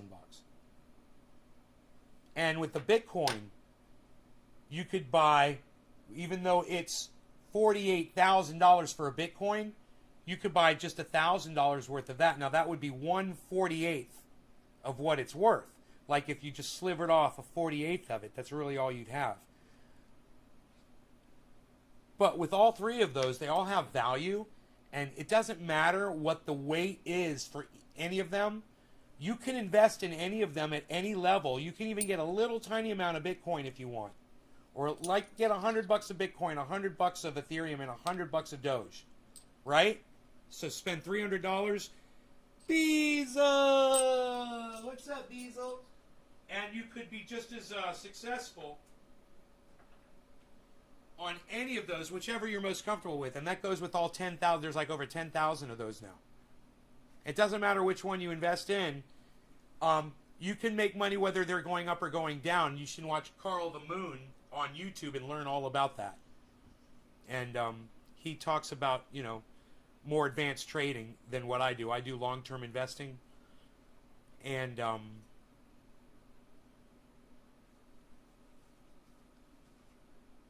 he's actually gotten into some long-term. Wasn't Doge created as a joke?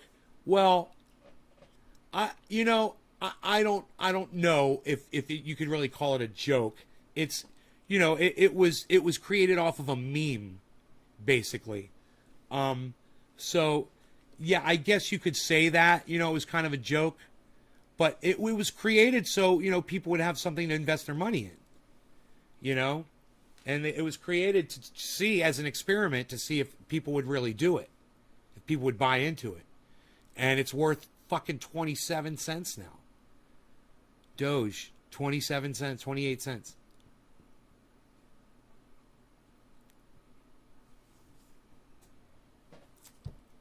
So, you know, XRP is really hot right now. It's $1.13. Eagled is doing great, man. I bet you I'm making money off Eagled right now. Holy fuck.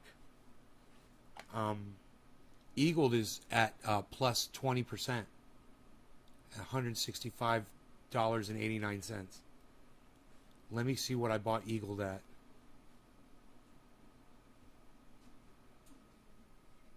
Do we want to go all the way through this video? I I'm so sorry. I don't even know what to say, but like that doesn't mean you can shut down the rest of society. And I would like them to prioritize approving a vaccine for kids over, pushing booster shots on a population that probably doesn't need it. I just want to give you some numbers to underscore this again. This is from an epidemiologist, Ellie Murray at Boston University. Dr. Murray says, together the new studies indicate overall vaccines have an effectiveness of roughly 55% against all infections, 80% against symptomatic infection, so that you even know you have it is 80%, and 90% or higher against hospitalization. That's really pretty good. That's what she says. Those numbers are actually very good. The only group that these data would suggest boosters to me, is the immunocompromised, possibly the elderly as well. So those are just the straight numbers. Still, these vaccines work extremely well when you're talking about hospitalization and death, and even symptomatic infection at all. So that's kind of the bottom line. Surrounded by Keith, how much of that did you buy? At $4.23. Oh, now it's at $7.50. Did you cash out when it hit $11, bro? Let me know. With the boosters, make your own decisions about it. If you're a person who's in a higher risk category, then no, don't make your own fucking decisions about it, man. Jesus fucking Christ, this is so fucking stupid. The things that these people tell you will get you killed. I don't want to listen anymore. I'm taking them off the screen because it's detrimental to my fucking audience to listen to this misinformation. Fuck them. Wow, man.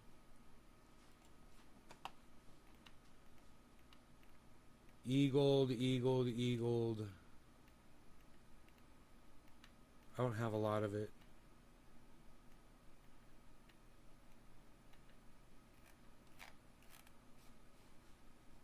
I don't even know where it is here.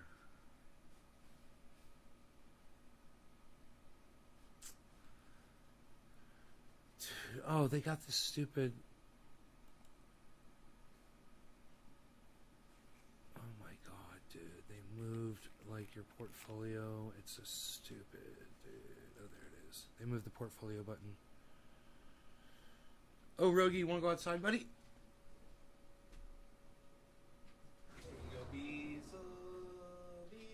It's nice out. 81 degrees.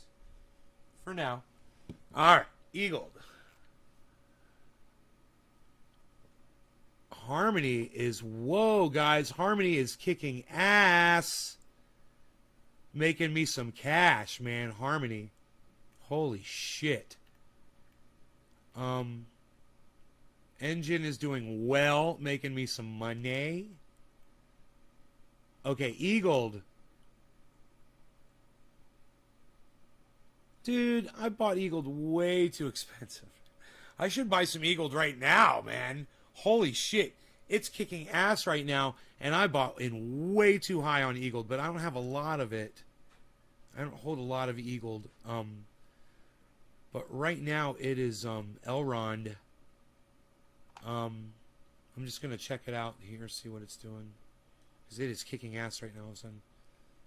Over the last day, it just shot up. It's all the way down to 139. And now it is 166, dude. Damn. It just blew up, but now it's just holding right there for the last... What's the time at? 3 hours. It's been holding, slowly climbing though. And it's way under where I bought it at still. But it's, dude, it was way lower and I didn't even see it. It's fucking crazy. Let me see where mine is sitting at. Where did I buy it at? I bought it at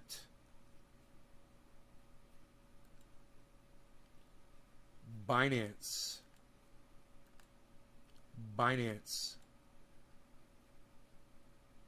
when it was really expensive. 222 and 235 I bought it. Wow.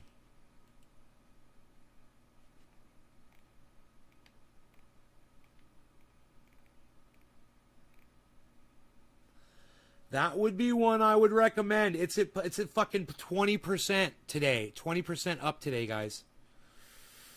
And it's way below where I fucking bought it at. So I would recommend that stock, that coin, Eagled, EGLD.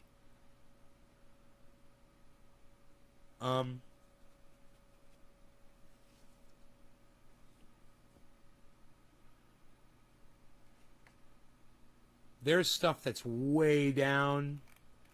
You know, Tezos is down. Whoa, man. I'm in the green. It's down fucking 5%, bro, and I'm still 11% in the green. My buy-in price on it was $5.02, and it's at $5.57 still. I'm doing really good. I got a bunch of it. Safe Moon is doing horrible. Nano is doing bad. Safe Mars is doing horrible.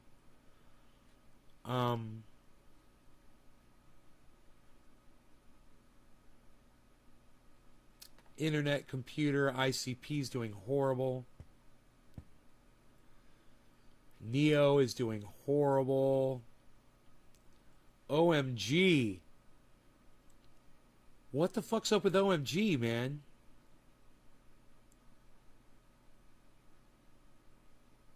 Huh.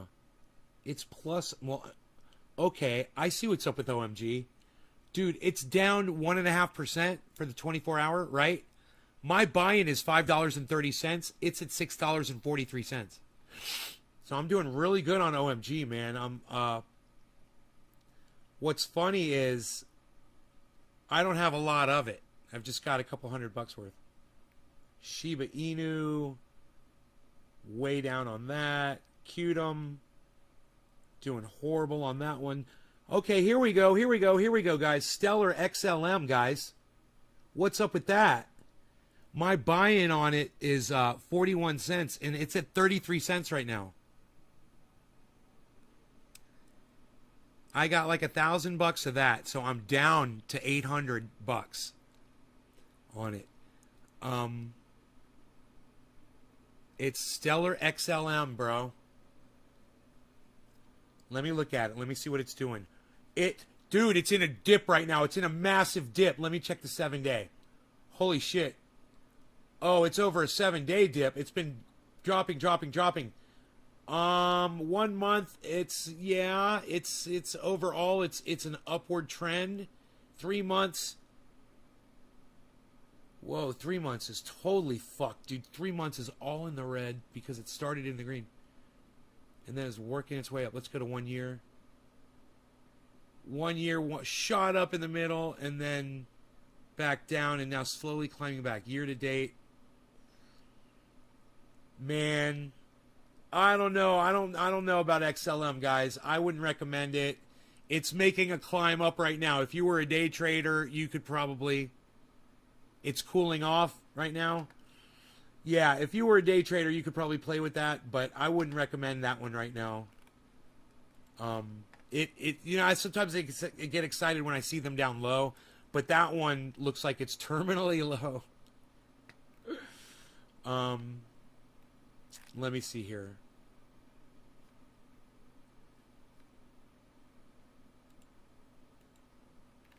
We were at XLM. Okay. Polygon is $1.39 right now. My buy-in on Polygon is 98 cents. Making a killing off of Polygon Matic right now. Fucking slaying it. Dude, if a trader saw that right now, like a regular day trader looked at that, they'd be like, good call on that one, bro. You bought it at under $1 and it's almost $1.40 right now. Yes. Doing really good. All right, Qtum. I don't know about Shiba Inu. I don't know about... looking for the mass low here. I wouldn't recommend those. Graph, GRT. That might be something you could look at. Okay. My buy-in is $1.83, guys, on Graph. I have just a little bit of it. I don't know the history behind it. But let's look at it for a second. Let's look at Graph.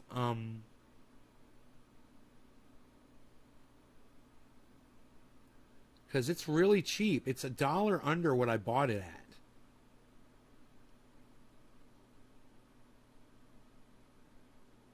I'm doing really good on Cardano, guys.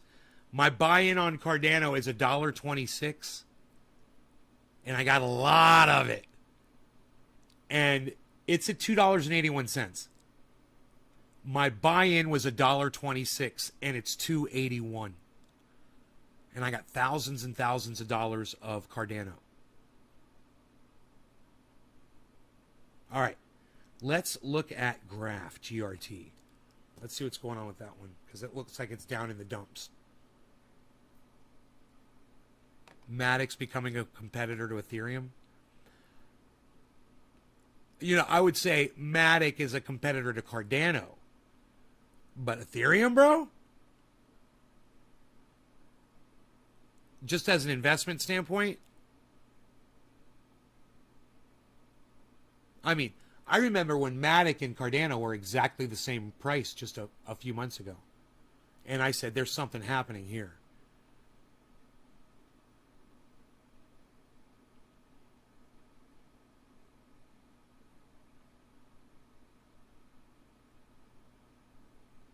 You don't know what you're doing? Yeah, because you're trying to fucking day trade. You haven't lost any money as long as you leave your money in. Don't sell it when you drop out, right? Yeah, don't sell your Solana. Dude, you need to spread that shit out, man, across a whole bunch of different cryptos, not just Solana. You should have $20 in Solana, $20 in Bitcoin, $20 in Ethereum. You know, if all you're playing with is $400, break it up into like $100 in Bitcoin, $100 in Cardano, $100 in Ethereum, $100 in, if you want Solana, you know. Oh, you pulled your money out? You pulled $62 out, bro? This is why I don't understand why people do this shit. What the fuck are you thinking? You think that Solana's never going to go back up in price, bro? Where is it right now? Am I monitoring it? I don't know if it's on the list. Jesus fucking Christ, dude.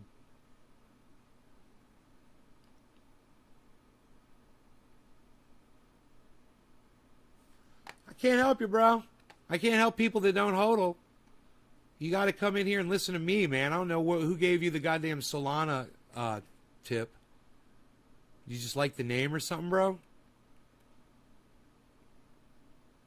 Yeah, I don't even monitor them.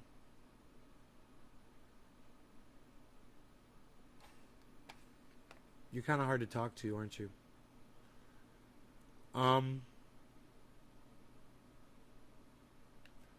Okay, over a day, the graph has just dropped down over 24 hours. It did reach a peak of 92 cents. Over the 7-day, it's been a gradual drop. You found it on your own? Are you a fucking bro? You found it on your own. Are you a crypto expert? Would you took your own advice there, homie? What are you gonna do? Brain surgery on your neck? You give yourself a tattoo, bro?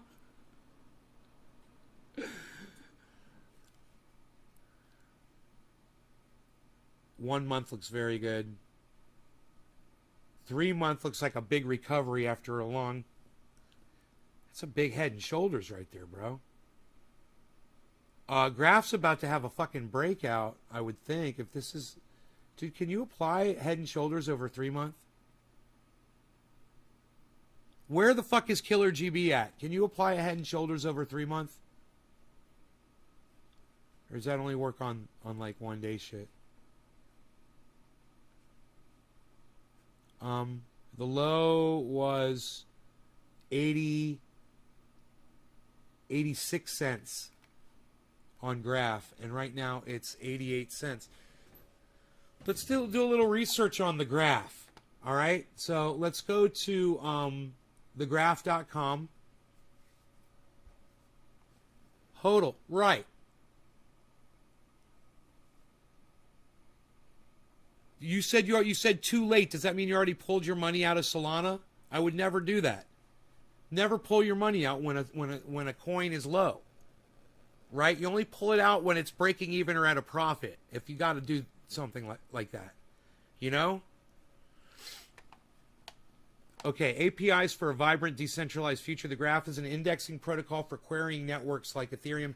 Here, you guys want to see this with me? The Graph is an indexing protocol.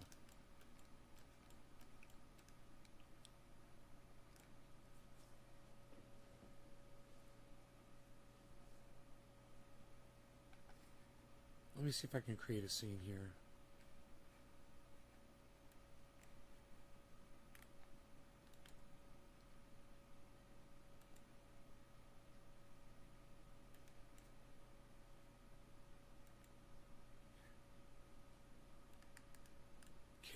Let me just say,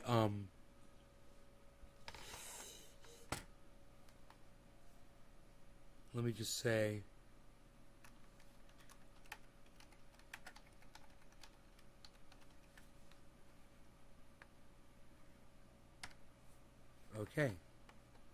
Desktop 1 with commentary. That's fucking cool. Let's go back to host scene and let's get rid of this. Oh, right, let's get rid of that. And let's do this. Right, and then I should just be able to go, boom. That's cool, dude. So I can just go between them. Host scene with commentary. All right. So anyway, APIs for a vibrant, decentralized future. Anyone can build and publish open APIs called subgraphs, making data easily accessible. What are the newest DeFi projects? That's kind of cool. A global graph QLAP B. Subgraphs can be composed into... a global graph QL API. Subgraphs can be composed into a global graph of all the world's public information. This data can be transformed, organized, and shared shared across applications for anyone to query with just a few keystrokes. Say goodbye to custom servers. Before the Graph, teams had to develop and operate proprietary indexing servers.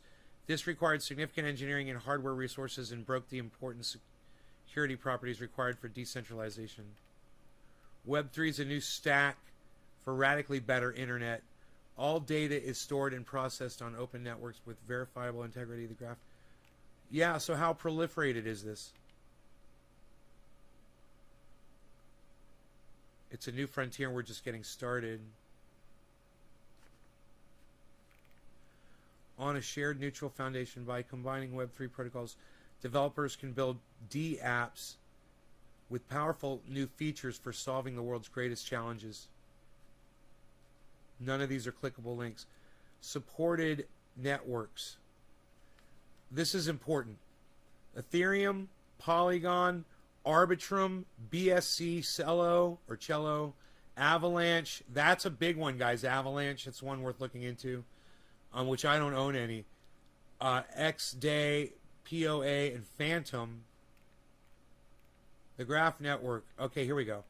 An open network producing the fastest, cheapest, most reliable way to access data for the crypto economy.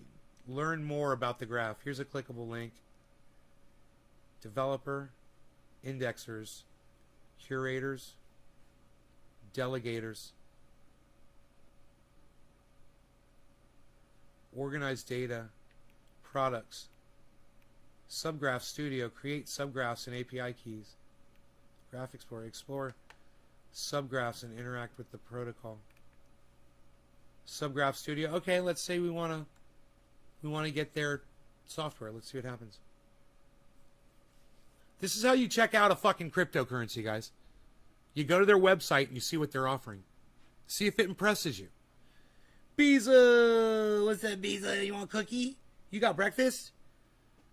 Connect a wallet to use Studio. Huh. That's pretty fucking easy. So there it is. I wonder if there's a,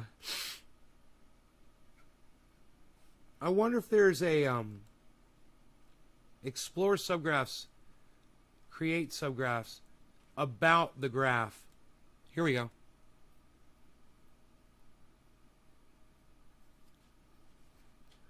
APIs for a vibrant, decentralized future.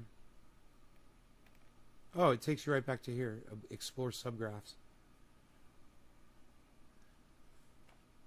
Old subgraphs can be viewed in the Legacy Explorer.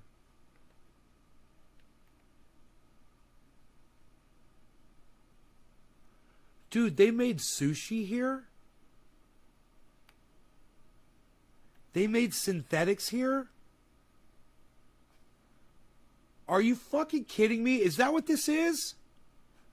These are subgraphs that are published on the Graph Network. And it says Sushi Mainnet Exchange was published here on fucking the Graph.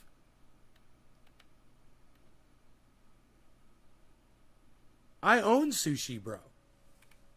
And I own some synthetics, too. Let's click on synthetics. What the fuck, bro? Mainnet. Synthetics is the backbone for derivatives trading in DeFi, allowing anyone anywhere to gain on-chain exposure to a vast range of assets.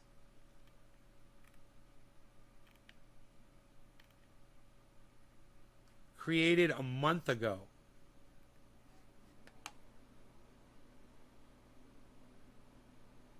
Huh. No, okay. I get it. The crypto was not created there. They've created a graph there for their crypto.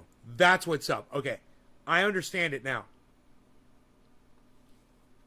Sushi Mainnet Exchange aims to deliver, created a month ago. Last updated 17 days ago. Huh. That's interesting.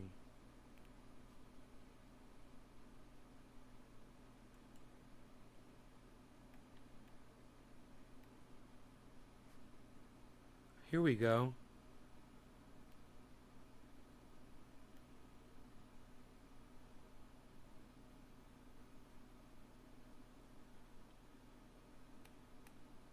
Indexers.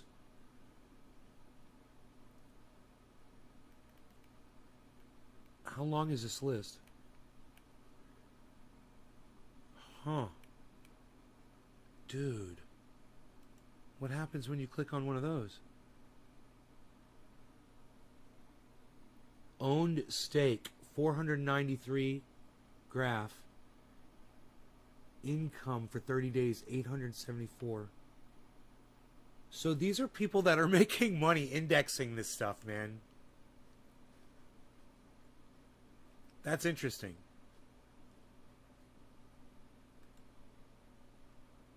And it shows you how much money they're making. Stake total 493,000. Income total 22,000. This is just this one. I assume it's a user or a server.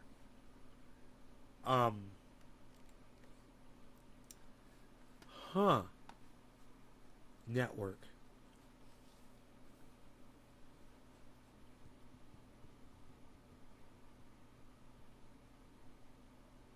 Minted GRT 10.2 billion.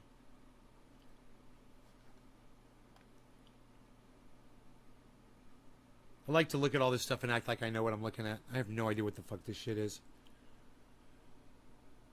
Where's Crypto Lark when we need him? Or Guy from Coin Bureau? Or Daps, you. Reverse head and shoulders as well. You can win if you don't stay in. GRT was one of my first coins. Got 30 cents. Sold at 60. Eventually, it hit over $2. GRT. Where's GRT now? It's at 89 cents. Huh. It's an interesting, it's down low, man, but it's starting to slowly climb up on the 1 day. But over the 7 day, it's showing a decrease going down in the 7 day. Down, down, down. So I wouldn't recommend that one either right now. I mean, it might be the time to get it. It might be over time.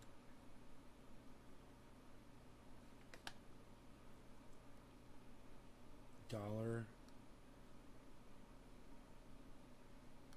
It was here at $2.52. It was even higher, but I can't get it up there. It says $2.53 at 4.1 billion volume.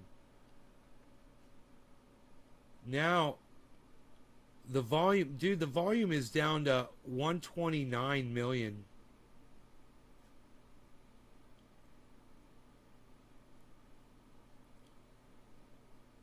Huh. Why'd that volume drop so much? That would be something we'd want to find out the answer to for sure. You know?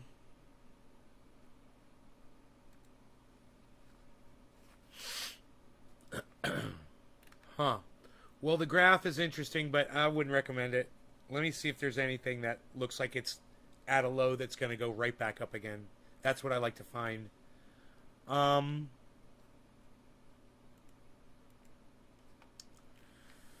We got down to graph. Okay, then we got crypto.com. Way under where I bought it at, crypto.com. It hasn't been doing very well, though, since it came out on the market. It went out public. IPO. 1 inch is way under what I bought it at. Oh my God. I bought 1 inch at $6.22. It's $3.13. I wouldn't recommend it. I'd have to look at it. Polkadot is way under what I bought it at. Holy shit. What is going on with Polkadot, man? Dude, I got Polkadot at $32.83. It's at $25.40. Now, that is one I could recommend, guys. You want to pick up some $25 Polkadot? What was the low here? $24 over 7 days. $23, man. Dude, over the month. Dude, you guys, Polkadot. I would totally get Polkadot, man. That's the one. That's the one I would recommend right now. $25.40. Let me find out where I purchased my Polkadot at. I would totally look at Polkadot, everybody. It's way down, man. It's going to come back up. Polkadot.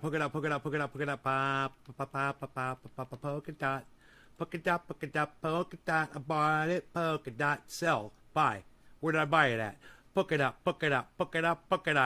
Crypto.com. Crypto.com. No fee. Why does it say, oh. Why does it say no fee at crypto.com? That's weird. Right, it was in March, right? Bye. Polkadot. Exodus. No fee on Exodus. I might be heading over to Exodus to buy some Polkadot. Where else did I get it? Crypto.com. No fee. That was my first 30 days, no fee, you know. No fee. Crypto.com. Crypto.com. So you get Crypto.com. And you can get it at Exodus, for sure. That's where I got mine. So, yeah, I literally, man, I'm going to buy some right now. Fucking crazy. You got to buy some fucking 25-cent Polkadot. Dude. Are you kidding me?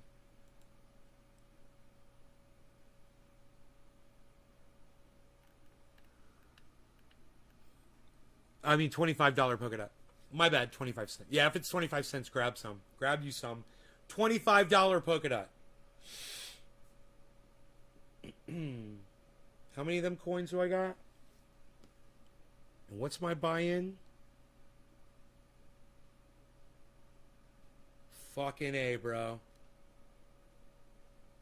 I'm gonna get me some polka dot, but give me a second. I gotta see how much money I got.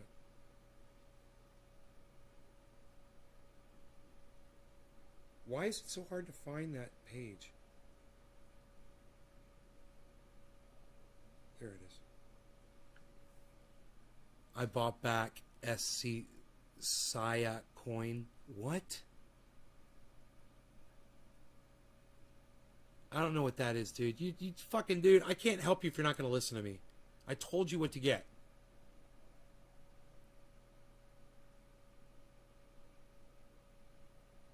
Everyone you know has polka dot. What'd you buy polka dot at, Keith? God damn it.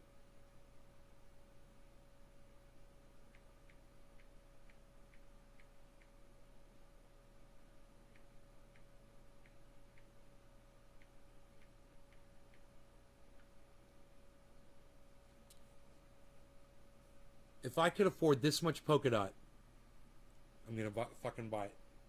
Yes, I'm fucking buying it. I'm getting me some fucking polka dot. Now the question is where am I gonna get it at? I'm thinking Exodus.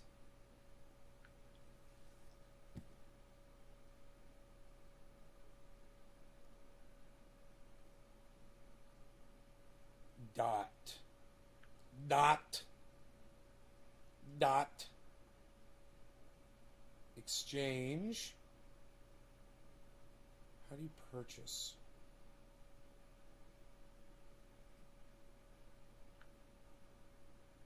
Enter amount. Send dot. Receive polka dot. How do you purchase it?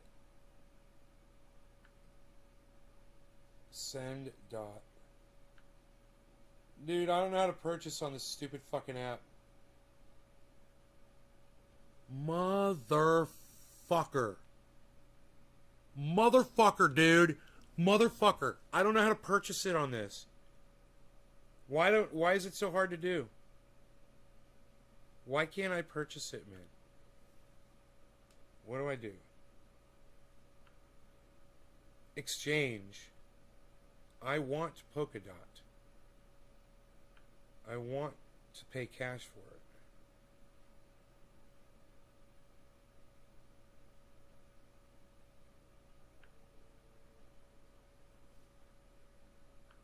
I don't know how.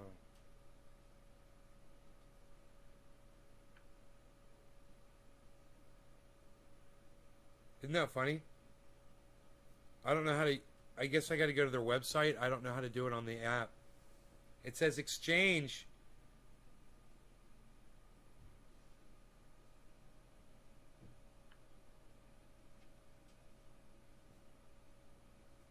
Oh, no.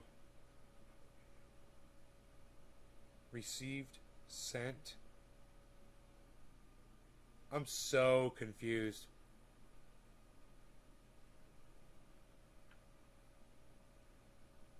Receive. Enter amount. Send it. Advanced.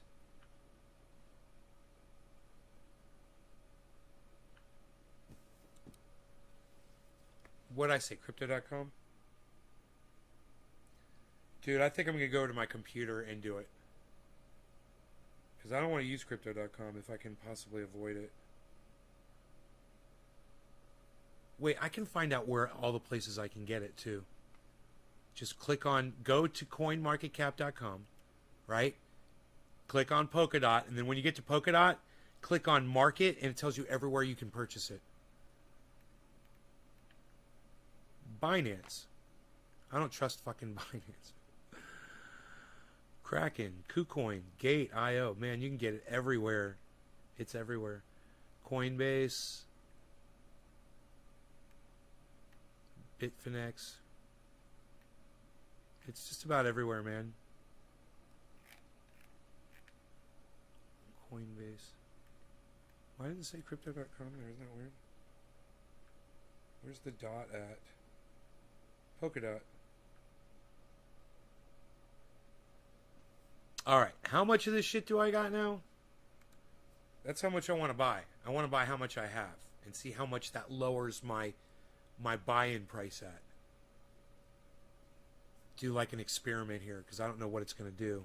If I was a mathematician, I would know. Okay, so that's my buy-in is $32.83. It's at $25 right now. And I want to just get the amount of where it is.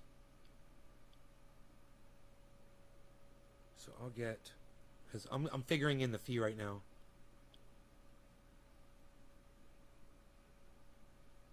So I'll just go.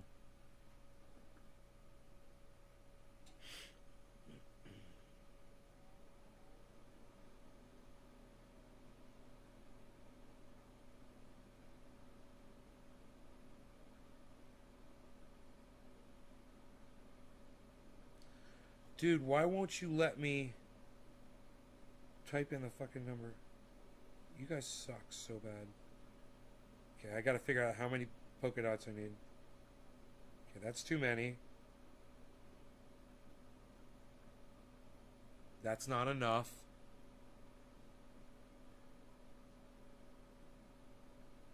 Ooh, that's too much.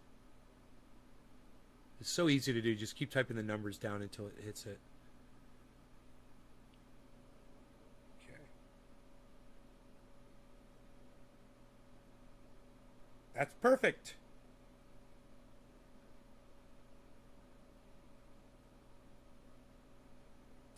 Man, their fee is $107.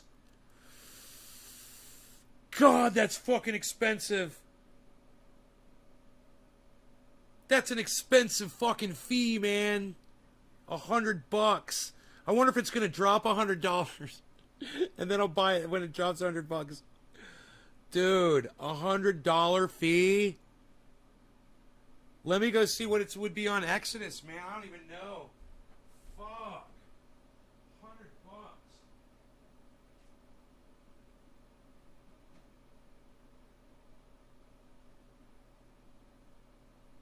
All right, I got it up right here.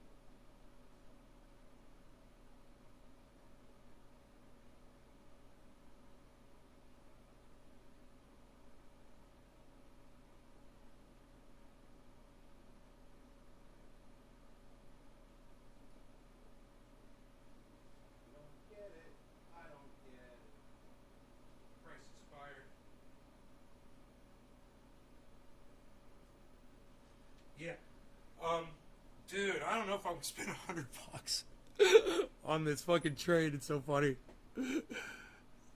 But it's worth it. Where did it go? It moved. It's at 25. Ooh, the price dropped. The price just dropped, man.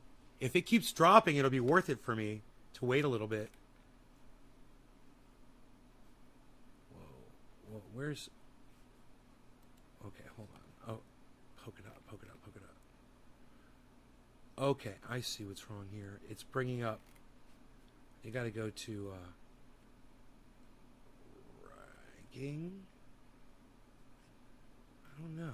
I clicked on Polkadot. Can't you just click on Polkadot from there? Yeah, there it is. There's Polkadot. Okay, now that's the 1 day, and it's at...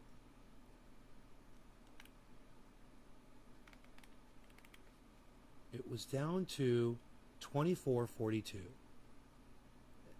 It was down to 24.42. Now it's 25.44. If it goes back down again, man, to 24, it'd be worth it for me. The amount I'm getting, I'd save more than $100. You know, so it would make that fee kind of justify the fee. I'm still paying it, but it's almost like, is it going to drop under? It's at 25.41 right now. If it drops to like 25 cents, that would make a big difference.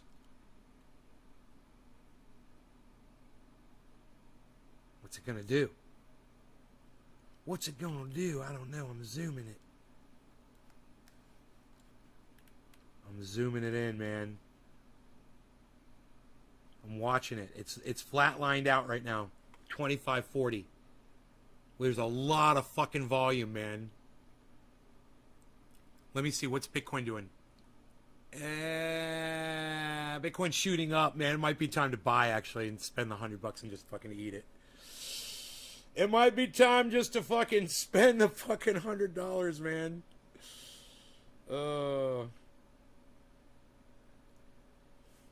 It might just be that time. Hold on a second.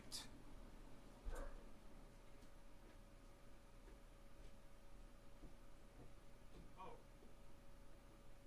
Good boy, Diesel.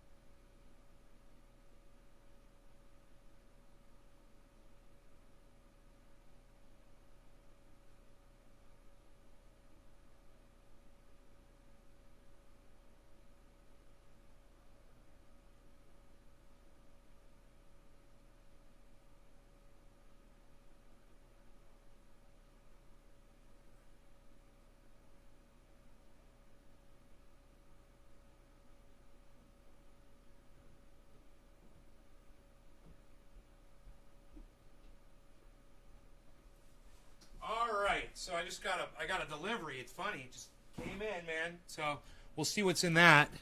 And I did purchase the Polkadot. So let me go ahead and add that in and just see what that does to my average buy-in. Okay. Let's go to back here. And I'll enter this in. So my average buy-in of Polkadot was high, man. It was 32.83, and it's 25.50 right now. So let's go ahead and add that transaction that I just did. I've just purchased some. The quantity I did was, the price I paid was, wow, it's very close.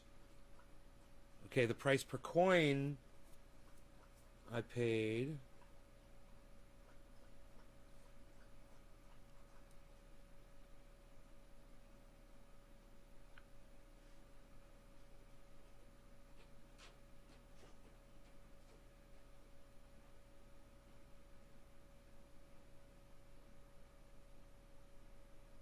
Oh, there it is. Was at, I bought it at 25 when it says 25.79. Well, that's fucking crazy. They fucking jacked me on that, didn't they? They fucking jacked it up so high. It was still under. It's still at $25. So, but fucking bastards, dude. They get you, man. They get you every way they can. I forgot about that. So we got to add in the. We got to add in the fee. Quantity 20. Okay, and then the fee was a lot. Way too much. Way more than I wanted to spend on that fucking fee. Okay, and now we're gonna say where we bought it at. Shit, fucking bastards. And now we're gonna add the transaction. It was, my buy-in was $32.83. And now it's $29.89. I brought my average buy-in down to $29.89.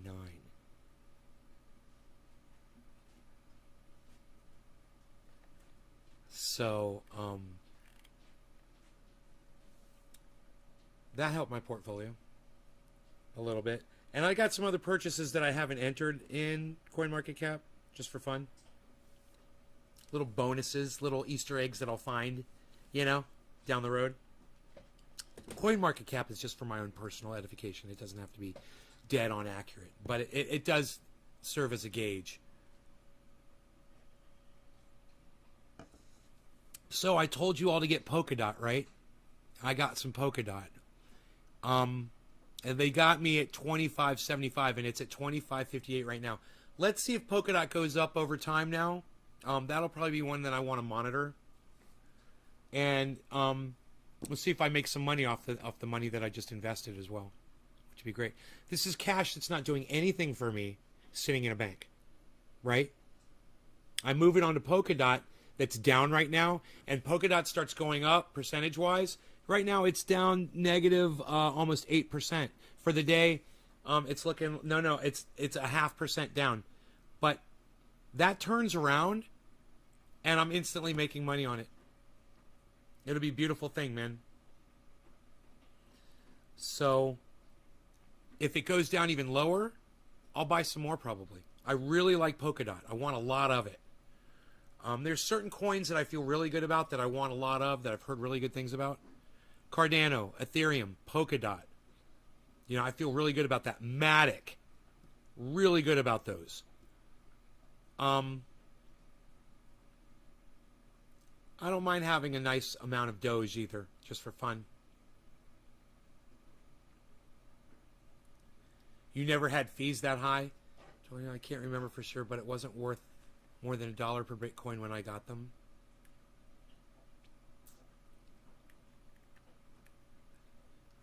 Two free Bitcoins that were only worth 1 cent each, I believe at the time. I've looked everywhere to find out where I had it stored, and I don't remember. Plus the key code I wrote down on paper is long gone. And early, I can't remember for sure, but it wasn't worth or more than $1 per Bitcoin when I got them. Yeah. So Wild Child Tarot is one of those people when they say there's a bunch of lost Bitcoins that'll never be recovered. She's one of the people that lost some of those Bitcoins that are out of circulation forever. They'll never be recovered. Think about that. Because Wild Child Tarot dropped the ball. There's 2 Bitcoins that'll never be in circulation. That's a lot. And one day, those Bitcoins might be worth $1 million each. You know? Right now, they're worth almost $50,000 each. That's $100,000 cash. Gone. Poof. Because you didn't save a piece of paper. All you had to do was... You had one job, Tarot. One job. You only had to save one piece of paper.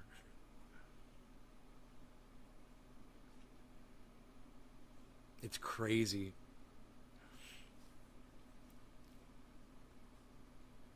In at 7. Looks like it's going back up. Well, good luck with that, buddy.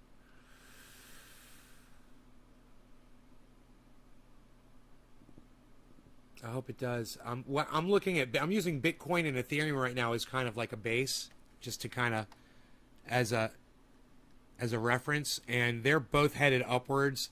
So I would think that purchasing anything right now would be good, because it usually means the whole market is about to head upwards. You know.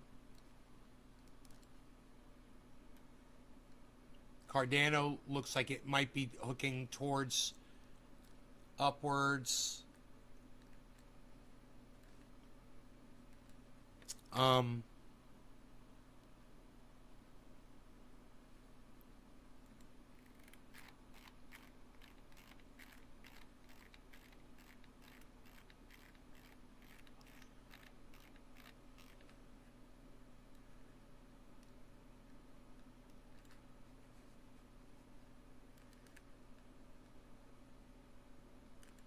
Yeah.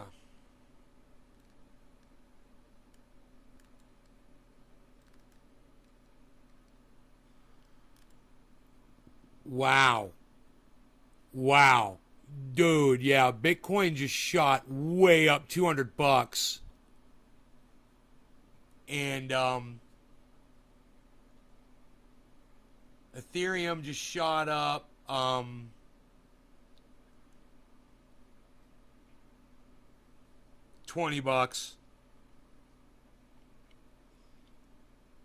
Cardano just shot up a penny. And Matic is headed downwards right now. So that might be something you guys want to look at. You might want to look at Matic. It's at $1.38 right now. $1.39, just went to $1.39. Matic. Remember I was telling you to buy it at $1.61? Yeah, yep, I'm more of those people. Hopefully the pattern goes through and the price hits 10 or 11 again. Thanks, Nate. Surrounded by Keith. You're welcome. That would change my life. $100,000? I'd maybe go look for that fucking piece of paper again. You said you forgot where it was stored? Is that what you said to me?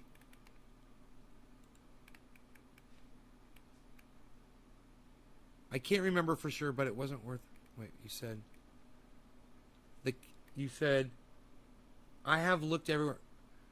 I was given 2 free Bitcoins that were only worth 1 cent each, I believe at the time. I have looked everywhere to find out where I had it stored. Huh. You don't even know where you had it stored. Okay. That makes it really hard. I mean, the thing is, back in 2012, there weren't a lot of places you could store Bitcoin. It's probably, you know,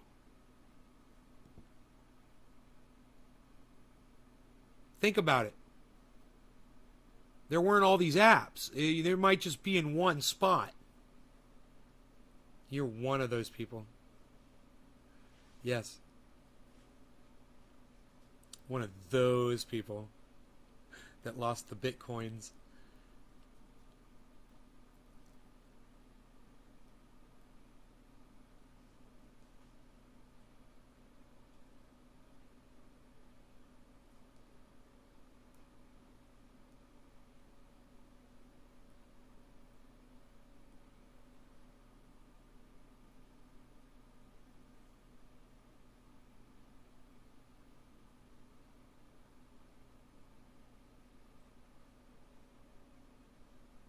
God, Cardano is kicking so much ass right now for me. Harmony 1 is kicking so much ass for me right now. 3 times what I paid for it. Harmony 1. I bought it at 4 cents.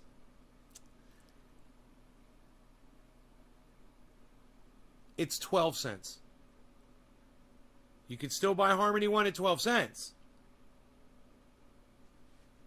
You know? But I'm all in on that one right now, unless it goes back down. Polkadot was a different story. I'm all in on Doge. Ethereum. I'm all in on Matic, Polygon. You never know, man. If it drops under my buy-in, I would get more Matic, Polygon. But I don't know if it's ever going to go under where I bought it at. Cardano, I don't think it's ever going down where I bought. And then Bitcoin is under my buy-in, but I haven't added some of my Bitcoin purchases that I've recently made either, so it's a little lower, but it's not going to be much. Litecoin is way under what I bought it at. And I own a lot of Litecoin. Let me look at Litecoin right now. There's something going on with Litecoin.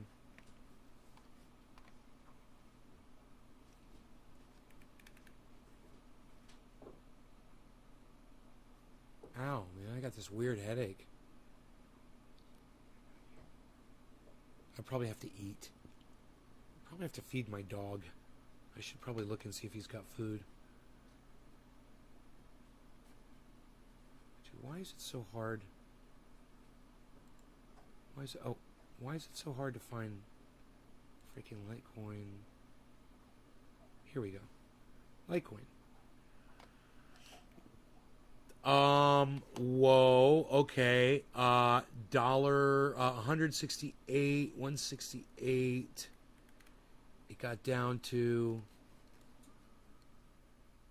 now it's at 173.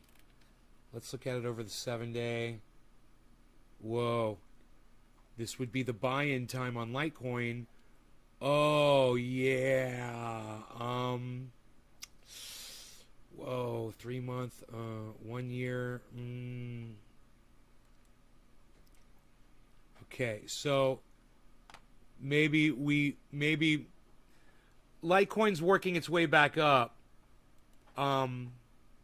But you guys, if you're looking for when Litecoin would go to, I would click on Litecoin.org though and see what the goddamn thing is behind it. I don't know why I have Litecoin. I don't know what it is. Litecoin, the cryptocurrency for payments based on blockchain technology. What is Litecoin? Litecoin is a peer-to-peer internet currency that enables instant near-zero cost payments to anyone in the world. Litecoin is an open-source global payment network that's fully decentralized without any central authorities. Mathematics secure the network and empowers individuals to control their own finances. Litecoin features faster transaction confirmation times and improved storage efficiency than the leading math-based currency with substantial industry support, trade volume, and liquidity. Litecoin is a proven medium of commerce complementary to Bitcoin.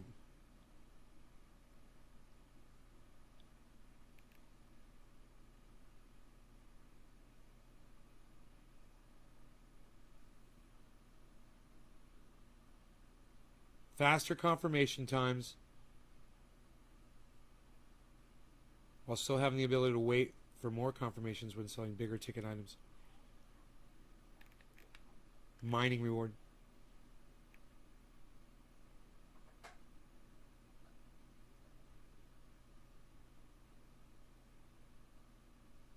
Litecoin network is scheduled to produce 84 million Litecoins, which is 4 times as many currency units as Bitcoin. So they're saying they're going to be around a long time.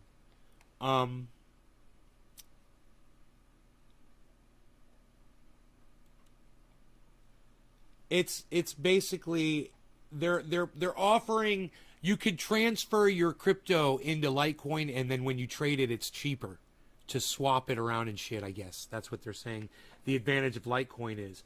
What I would do right now before dropping any money on Litecoin, I would go on the internet and try to find, let's do it. Look, I'll show you what I'll do. I'll go right to Coin Bureau, and I'll type in Coin Bureau Litecoin. Right? Here, check this out.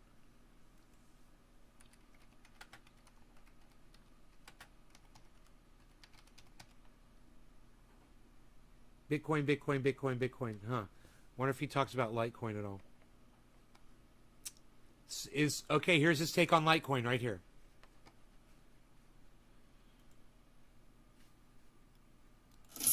There are over 7,000 cryptocurrencies and counting. Each has its own use case and tokenomics. Now, in theory, these two factors are meant to be the selling points for that coin or token. In practice, however, Whether a crypto does well often boils down to recognizability and branding. One of the cryptos that has both is Litecoin. It's been around for almost 10 years and is one of the oldest surviving altcoins on the market. This makes it recognizable to investors who have come across crypto in the past. You guys, this is how you research coins. You don't just think you see something and you think you know what you're fucking doing. You do the research and you listen to people that know a lot more about it than you do. Coin Bureau on YouTube. The Crypto Lark. Lark Davis on YouTube. Benson Crypto on YouTube. Really good analysis on stuff like this. Has also branded itself as the silver to Bitcoin's gold, and this simple idea has played a key role in its survival over the last decade. Let me see if I fed my dog. However, Litecoin has not just survived, it has thrived, and in recent weeks it's been making its way back into the top 10 cryptocurrencies by market cap.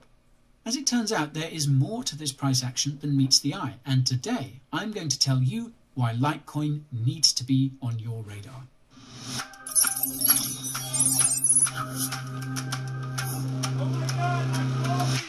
I need to hit the brakes because there is a disclaimer I need to state. Financial advice is great and all, but all I preach is DYOR. Nothing in this video is investment advice, it's just educational content, and I hope that will suffice. If this is the first time you see me on stage, my name is Guy and I am a crypto sage. This channel is my crystal ball, and if you look into it and ask for quality crypto content, you'll get it all. DeFi, NFTs, coins, tokens, FUD and FOMO are just a few of the things discussed here at the Coin Bureau. If you want to make the most of this bull run, subscribe to the channel and ping that notification bell just for fun. You can see the flow of today's video by using the timestamps in the video timeline that I've left below. Feel free to skip ahead if you need to. Just know that watching the whole way through will help this video get more views. This disclaimer is getting a bit annoying, so let's get down to business with Litecoin. Litecoin was created by software developer Charlie Lee. Charlie holds a master's in computer science from MIT and worked as a software engineer at Google before becoming one of Coinbase's earliest employees, serving as engineering director until 2017. Charlie is also an avid poker player, and this happens to be why he got involved in cryptocurrency in the first place. In April 2011, regulatory authorities in the United States cracked down on the largest online poker websites in the country, effectively shutting them down for good.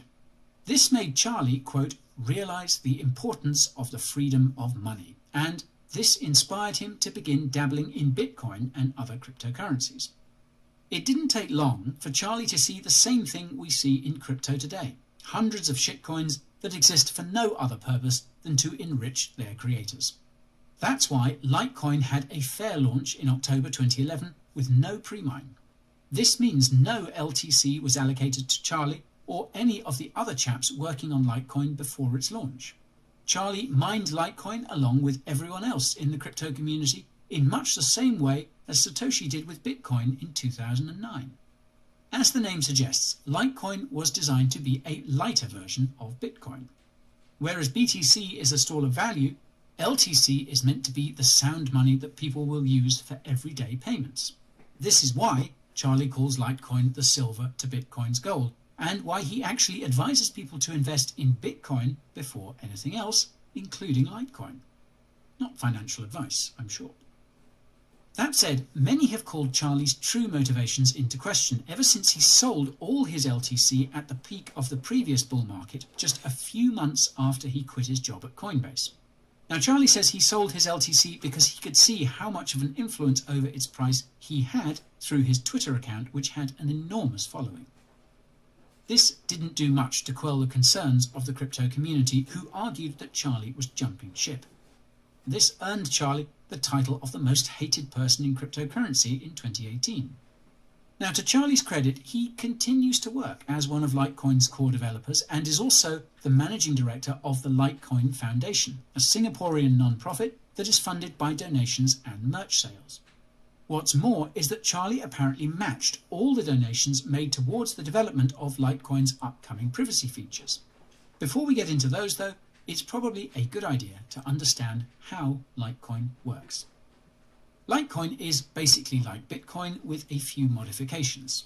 For starters, instead of the SHA-256 proof-of-work consensus mechanism, Litecoin uses a special proof-of-work consensus mechanism called Script. Script was meant to make it possible to mine LTC using a regular computer. This would make the Litecoin blockchain more decentralized, as anyone would be able to participate on the network. This is in contrast to Bitcoin's SHA-256 mining algorithm, which was only mineable using expensive specialized computers called ASICs by the time Litecoin rolled around. Now, unfortunately, it didn't take long for those clever crypto mining manufacturers to create a Script ASIC too. And since that time, the Litecoin blockchain has become gradually more centralized, with 8 mining pools accounting for most of its mining activity. One little known fact about Litecoin is that Doge is merge mined with LTC. Now, without getting into the weeds, merge mining makes it possible to mine 2 cryptocurrencies without using any extra power. Dogecoin merge mining began after Litecoin founder Charlie Lee met with Dogecoin founder Jackson Palmer in 2014 and warned him that the Dogecoin blockchain could be manipulated by its miners. Merge mining with Litecoin. Oh my god, I'm gonna have real coffee right now. I'm so fucking excited. Yes. First I had to feed my dog, but we're moving along here, folks. We're moving along. Don't run off. Would keep Dogecoin's blockchain secure. According to Jackson, Dogecoin is, quote, merged at the hip with Litecoin. In other words, Dogecoin's survival depends on Litecoin. This is why part of me suspects that Litecoin miners are partially to blame for Dogecoin's crazy price action. And you can get my full take on Dogecoin by using that link up there in the top right. I go through 2 of these a month. Besides mining, Litecoin also differs from Bitcoin when it comes to speed, 2 cost, beard bombs and a month. tokenomics. The average LTC transaction usually costs no more than a few cents and takes about 2 minutes to complete. This works out to about 56 transactions per second. In terms of tokenomics, LTC has a maximum supply of 84 million, which is 4 times more than BTC's maximum supply of 21 million. Like Bitcoin, Litecoin has a 4-year halving cycle, meaning the amount of LTC miners get from each block is cut in half. When the first Litecoin block was mined, the reward was 50 LTC. The first halving occurred in August 2015, cutting the block reward to 25 LTC. The second Litecoin halving happened in August 2019, which was cut in half again to 12.5 LTC. The next Litecoin halving is scheduled to take place in August 2023, and though some websites suggest this reduction in supply is the driver behind LTC's price action, LTC remains highly correlated to BTC. This means that BTC is the primary driver behind LTC's price action, and this is the case for most other cryptocurrencies. Now, I'll get back to the price action of LTC in just a bit. The most interesting thing about Litecoin is that many of the upgrades added to the Litecoin blockchain were subsequently added to the Bitcoin blockchain. These upgrades include SegWit, which reduces the amount of data in each block and allows the blockchain to process more transactions per second. The Lightning Network, which makes it possible to create a payment channel where multiple transactions can be sent between 2 parties for a fraction of the cost. And atomic swaps, cross-chain smart contracts that make it possible to trade different cryptocurrencies directly peer-to-peer. The next tech to be added to the Litecoin blockchain is a privacy protocol called Mimblewimble. Any Harry Potter fans watching will know that Mimblewimble is the tongue-tying curse that scrambles a person's speech. The Mimblewimble privacy protocol was proposed by an anonymous developer in 2018, and it's the same protocol used by the Grin privacy coin. Now, how Mimblewimble works is outside the scope of this video, but the short of it is that it hides the wallet addresses involved in the transaction. Only the total amount transacted between them can be seen. The Litecoin Foundation commissioned a Grin developer to code Mimblewimble for Litecoin. This code was completed in March and is currently being audited in preparation for implementation. In contrast to privacy coins like Grin, privacy will be optional on the Litecoin blockchain. This will be possible thanks to another technology called extension blocks. At the conceptual level, you can think of extension blocks as being a sidechain or layer 2 for Litecoin. If you want your Litecoin transactions to be private, you can send your LTC to the Mimblewimble extension chain that runs parallel to the Litecoin blockchain and transact on it instead. The cool thing about Litecoin's Mimblewimble implementation is that the small amount of data it handles when sending a transaction means it could double Litecoin's TPS when transacting in private. Moreover, exchanges are not obligated to support the Mimblewimble chain, meaning there shouldn't be any risks of LTC getting delisted the same way other privacy coins have been in recent months. Now, speaking of LTC, it recently surpassed its previous all-time high of $355 and is showing no signs of slowing down. This is for many reasons. For starters, LTC is one of the 4 cryptocurrencies PayPal announced it would be supporting in October last year. More recently, PayPal announced that it will be allowing US customers to pay for goods and services using crypto, which includes LTC. LTC can already be used to pay for goods and services in the United States via the Litecoin Visa debit card introduced by the Litecoin Foundation last summer. Oddly enough, Flare Network also recently announced that it would be airdropping its Spark token to LTC holders. Now, for those unfamiliar, Flare Network is a cryptocurrency project funded by Ripple's investment arm that's looking to add smart contract functionality to XRP. It seems they're looking to do the same for LTC, and I think I have a hunch as to why that might be. I'll explain why at the end of the video. In addition to retail investors, LTC has also seen its fair share of institutional interest over the last few months. Most of this money has come through Grayscale's Litecoin Trust, which apparently bought up 80% of all the LTC mined in February. Institutional demand for LTC has been so high that they have been paying a whopping 18x premium for exposure via Grayscale's Litecoin Trust. Now, according to Charlie Lee, Grayscale alone is likely holding more than 3% of all the LTC in circulation, and that was back in March.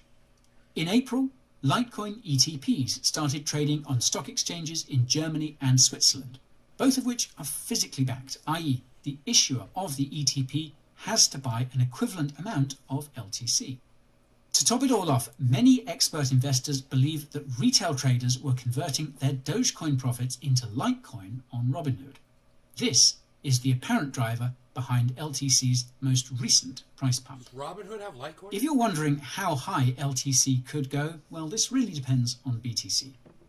If BTC pulls a 2 or 3x, I reckon we would eventually see a similar move for most large cap alts, including LTC. Compared to other popular cryptocurrencies, LTC has the edge when it comes to tokenomics. A maximum supply with a low emission, no pre-mine, and an equitable coin distribution. Charlie Lee also claims that he still doesn't hold any LTC beyond what he needs for testing things like new payment methods, large cap alts, including LTC. Compared to other popular cryptocurrencies, LTC has the edge when it comes to tokenomics. A maximum supply with a low emission, no pre-mine, and an equitable coin distribution. Charlie Lee also claims that he still doesn't hold any LTC beyond what he needs for testing things like new payment methods and Mimblewimble. Unfortunately, there's no way of knowing for sure because Charlie has not made his wallet address public like Ethereum's Vitalik Buterin has. Vitalik is a billionaire now, by the way. In contrast to other top cryptos, Litecoin has a pretty limited use case and is nowhere near close to being a top performer in its payments niche. As I record this video, LTC is the 11th largest cryptocurrency by market cap, and I have a hard time seeing how it could move any further up the ranks. This is because there are dozens of seriously legit smart contract cryptocurrencies that are building out massive ecosystems, and those that haven't already surpassed LTC probably will in... Dude, what I'm kind of curious about is what's that little fucking R mean? What's that little R mean right there? You know, what's that? Isn't that weird? There's like a little R right there. You know, that's definitely ripping off the Burger King logo, man. You know, it is totally the Burger King logo. Due course. Wouldn't that be funny if he got sued for wearing that shirt?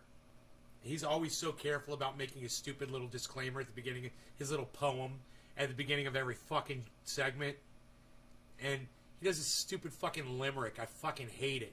About why he's not financial advice.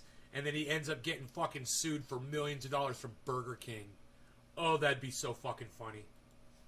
Still, assuming BTC does pull a 2 or 3x, I could see LTC hitting $1,000 by the end. Hey, guy, what's your lawyer say about copyright infringement, dude? You know about trademark infringement? Are you using that Crypto King logo to make some money right now, bro? Huh. I wonder if Guy, at any point during this show, pushes his newsletter that he puts out. I wonder if he advertises any paid services that he offers. Of this bull market.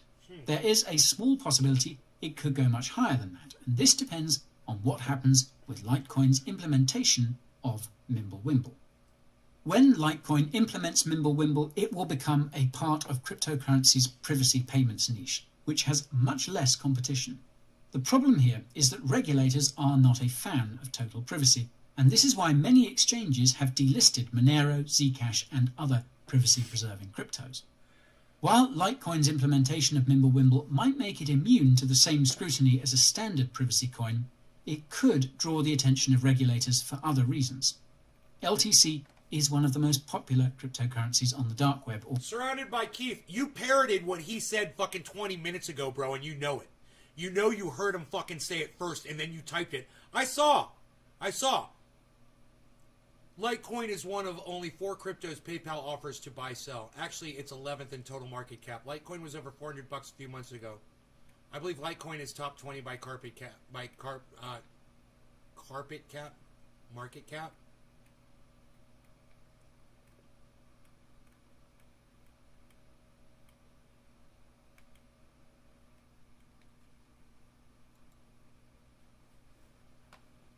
He literally said it at the very beginning of the video, and you know he did. I heard him say it. Litecoin runs right alongside Bitcoin. He said, then you fucking typed it in the chat. I saw that. And now you're fucking taking credit and saying, oh, he's saying exactly what I said. No, bro. You typed exactly what he's been talking about for the last, 14 minutes or so. Already, primarily due to low transaction fees, you're the fast Litecoin transaction expert. times, and no lengthy wallet synchronization like Monero. Not only that, but LTC is one of the easiest cryptocurrencies to get hold of. In addition to being on PayPal, Robinhood, and the Revolut banking app, there are over 15,000 LTC ATMs around the world. To put things into context, that's about the same or possibly even more than the amount of Bitcoin ATMs out there. Not all of these ATMs require personal identification, right. And many of them allow you to buy and sell crypto using cash as well. Taken together, this means that when Litecoin adds support for Mimblewimble, LTC could unironically become one of the best privacy-preserving currencies on the planet. This is an insanely bullish case for LTC, but the regulatory backlash could crush that momentum overnight. So this begs the question, why the hell are institutions buying so much Litecoin? Well, I can't say for sure, but I can think of a few reasons. I hate you, For starters, Chris. I hate you, Chris. There's that recognizability and branding. Litecoin is everywhere, and it's been around for a long time. The idea that LTC is silver and BTC is gold is a hard one to kill. Many institutional investors who were paying attention in 2017 probably remember the classic BTC-ETH-LTC combo. Even if this is their first encounter with crypto, the fact that Litecoin tends to follow Bitcoin wherever it goes means LTC constantly gets exposure and validation. Oh, you meant the as PayPal controversial part? As privacy is, fair enough, bro. Fair enough. Surrounded by Keith. Fair enough. I'll give you that. Institutions seem to be big fans of it, so much so that Grayscale is trying to put together a Monero trust. Now, this actually makes a lot of sense when you think about it. If you have millions of dollars in crypto, would you want your friends, family, clients, or customers to see your wallet balance every time you make a transaction? After all, if the government phases out all the cash and kills privacy, how will all the big banks and businesses continue to engage in, shall we say, extracurricular activities? Extracurricular. Anyways, besides Mimblewimble, Litecoin doesn't seem to have much else on the horizon, and an actual date for implementation has not yet been set. Like Bitcoin and Ethereum, Litecoin is open source, and anyone can submit a Litecoin improvement proposal, or LIP. Surprisingly, there are only 3 LIPs, and the 2 that are yet to be enacted relate to Mimblewimble. What's even more concerning is that the Litecoin GitHub has seen next to 0 activity in recent months. However, this seems to be because most of the activity is taking place on the Litecoin Talk forum, which has been incredibly active as of late. Litecoin's core developers also seem to be quite active on Reddit. Right, this video is from May 18th. It's not that old. It's May 18th. And one of them recently noted that they're in the process of putting together a concrete roadmap. Flare Network is also scheduled to airdrop its Spark token to Litecoiners in June, and this could turn Litecoin into a hotbed of new decentralized applications. If you guys are looking for an investment, Litecoin sounds great right now. It's down. And you guys could totally consider Litecoin right now. It's another good one that you guys could think about, all right? There's a good one for you. I hope that helps y'all. I know you guys, you think you find good buys and something sounds good and you jump on it and whatever. But you got to get multiple sources, right? And you've got to do your own research.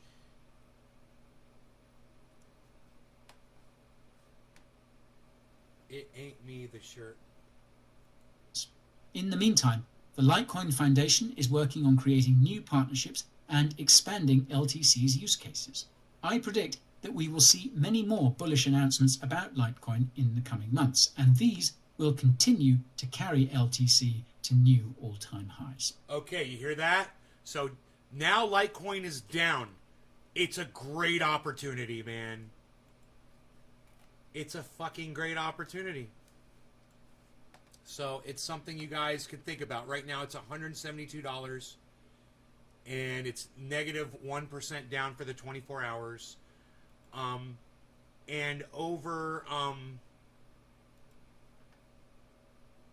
you're welcome, Surrounded by Keith. You guys should all subscribe to Guy at Coin Bureau on YouTube and subscribe to Lark Davis on YouTube and let them know that I sent you. Nays Garden sent you.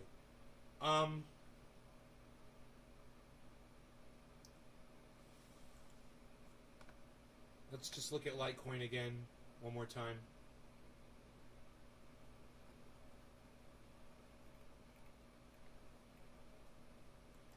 Okay.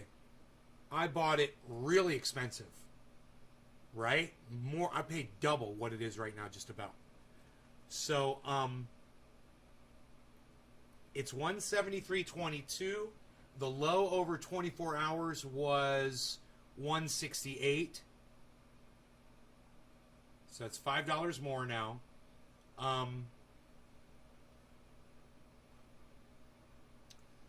And when you look at it over all, it's had spikes, just like Guy says. It goes up and it goes back down due to announcements that are being made by the company. But he says there's going to be a lot more coming down the road in the future, which means it's just going to go up over time. It shows a gradual increase. I'm looking at it right now.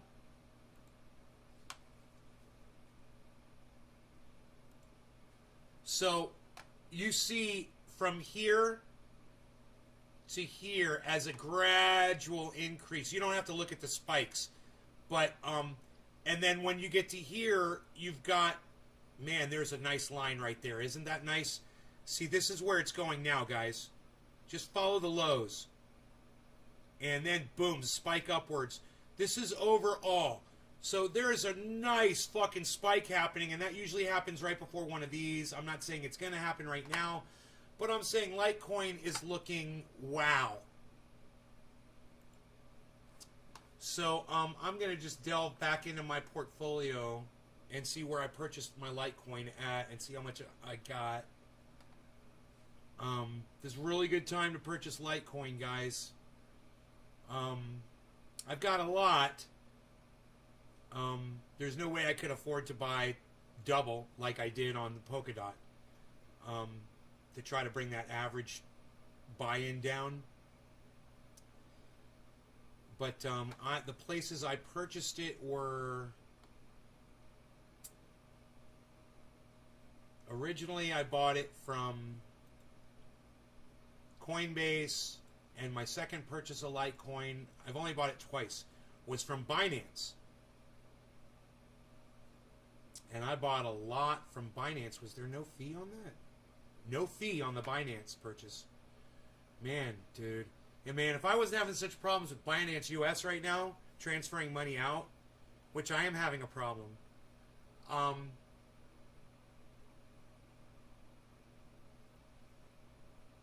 I would buy it there. But there's weirdness going on over there. If they're not 100% reliable, you know? I got thousands of dollars sitting in there, and I tried to move a bunch out, and it didn't work. And I'm like, it's kind of fucking weird, man. You know, they're like, oh, you need to wait until they fix their systems might be being updated. And I'm like, okay, it's still kind of weird, but so I'm not too crazy about that. But I did say Coinbase. What was the fee on that purchase from Coinbase? It's a $15 fee. You get $1,000 worth.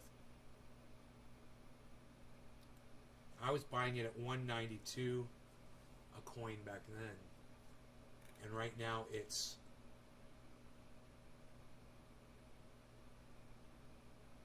why don't you just give you the current buy-in price right here on this page? It's so stupid. Fucking dude, that is so counterproductive.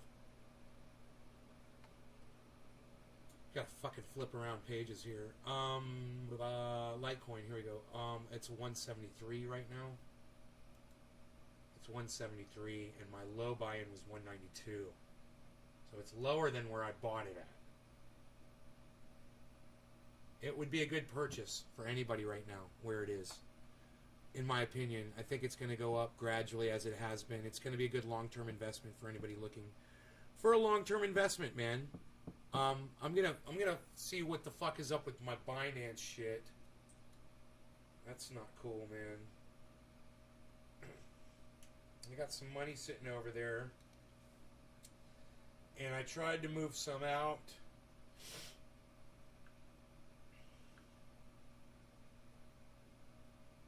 And it didn't work. I went to withdraw.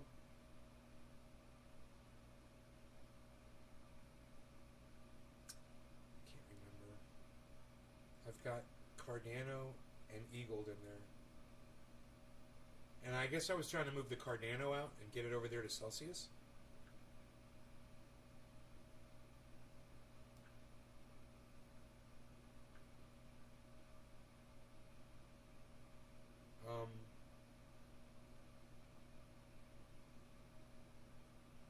So we'll try it.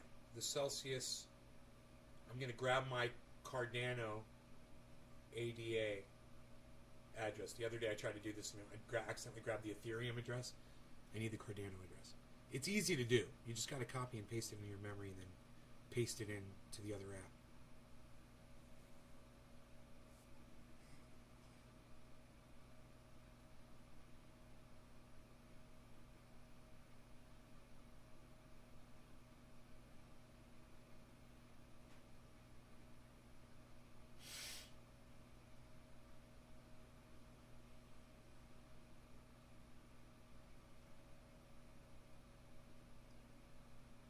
$1,000 on Litecoin is $575 on Coinbase Pro. Coinbase Pro? How much does Coinbase Pro cost? It's $2 for the fee? Dude, is Coinbase Pro cost a monthly fee or something for Coinbase Pro? Or is it free? Cardano. Receive. Cardano ADA. Copy. That's simple. You just click the copy button, and then you go over to your other app, and you paste in what you just copied. It's that simple. Preview. And they're going to charge me 1 Cardano coin for this withdrawal. Go to Google Authenticator app.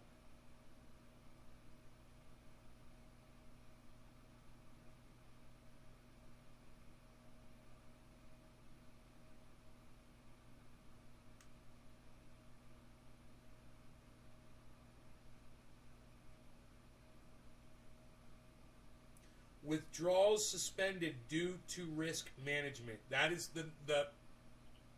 that is what I get. That's the message I get.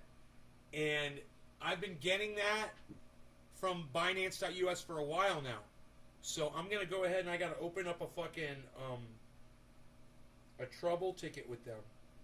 It's bullshit.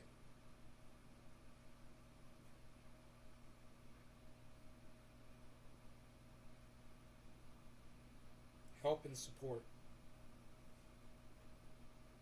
Submit request.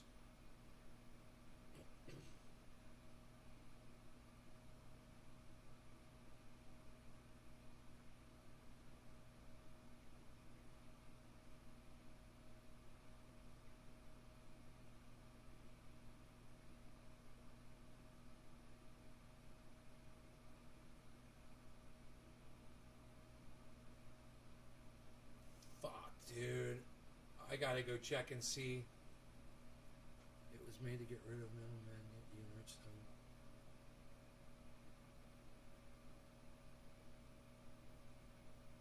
Yeah, well, everybody's gotta make a buck, bro. I'll use crypto however the fuck I want. You don't get to tell me how I get to use crypto. You know, I'm dealing with a lot of crypto. So, people are gonna be making some money off of it. I like to spread it around.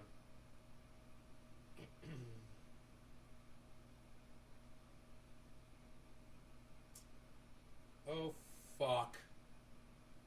I gotta go check something.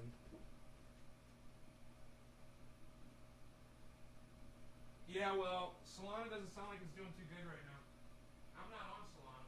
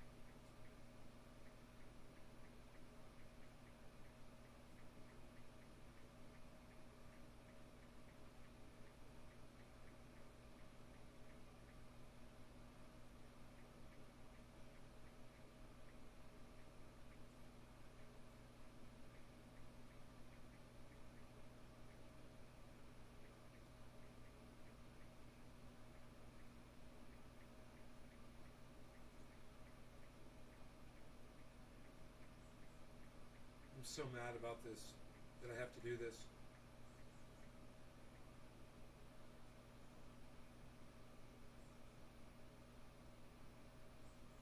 Submitting multiple tickets regarding the same issue will not escalate your ticket. A member of our support staff will respond as soon as possible by email. If you have screenshots of your issue, please attach them below. Add file.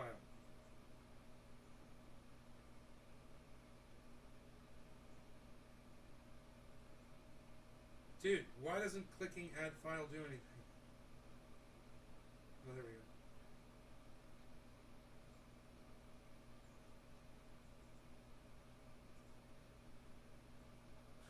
It won't let me add file.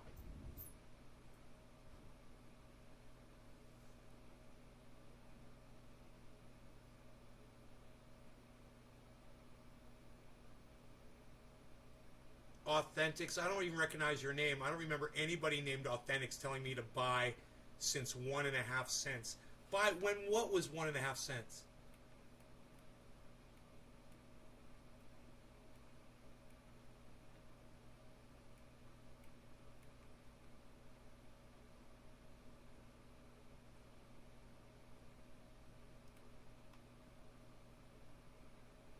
It sucks when exchanges don't want to give you your money back.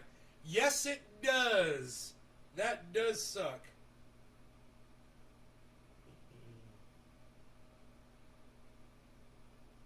They won't let me add a file. But at least I can submit the report.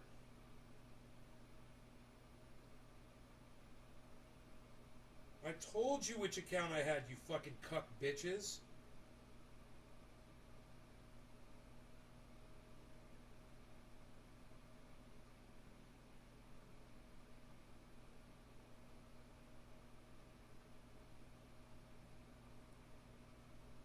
Submit. Hey, your request was successfully submitted. There we go. I just wonder if they've got a problem with the Celsius wallet. You know? Yeah, Tafo, I'm not a fucking boomer, you fucking idiot. I'm a Gen X, you fucking cunt bitch. Fucking call me a boomer. Hey, and to all the boomers out there, sorry, I'm not as old as you. Fucking boomers.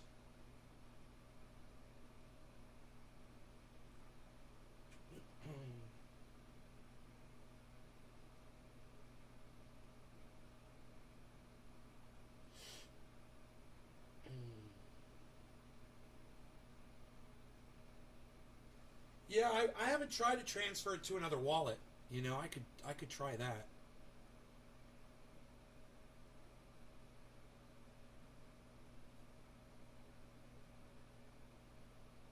Authentic.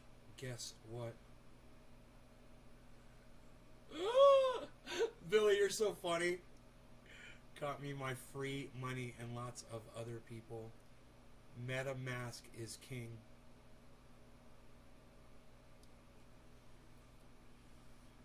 Right.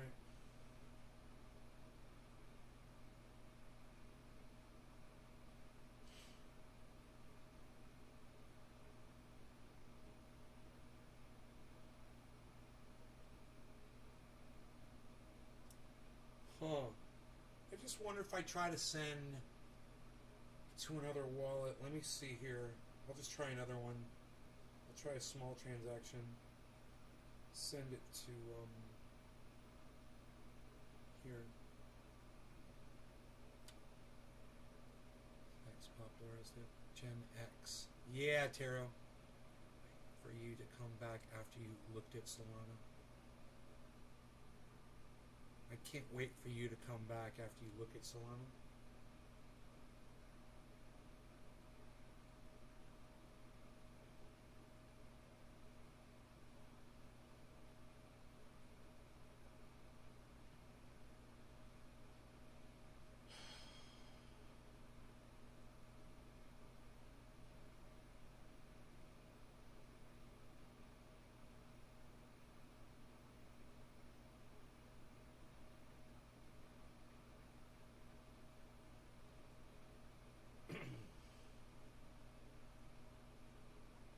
coin market cap. Well, it's not 100% accurate, but it does a good job.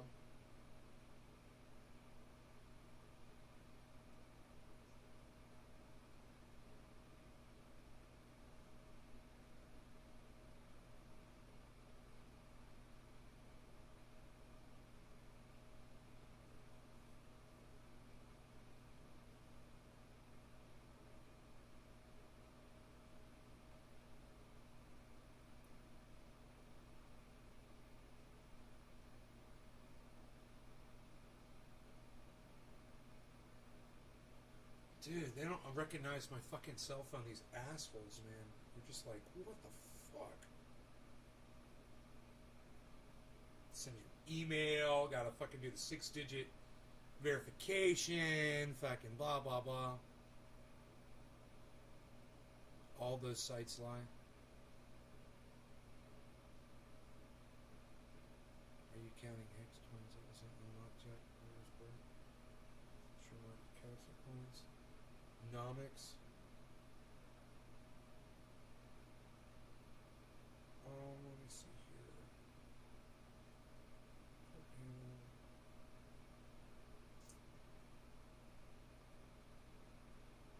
I want to receive Cardano.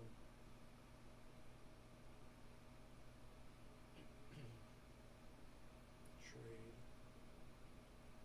Convert. Buy. No. I want to.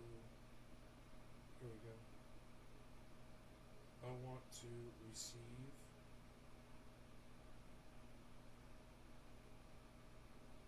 Some of these apps make it a lot harder to do this.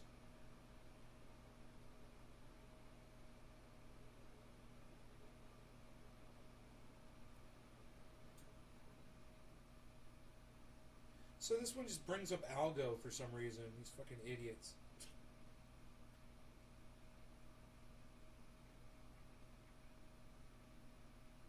There it is, Cardano.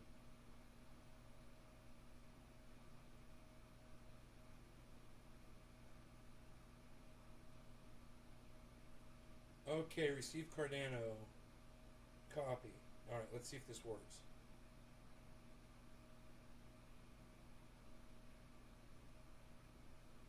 Let's just send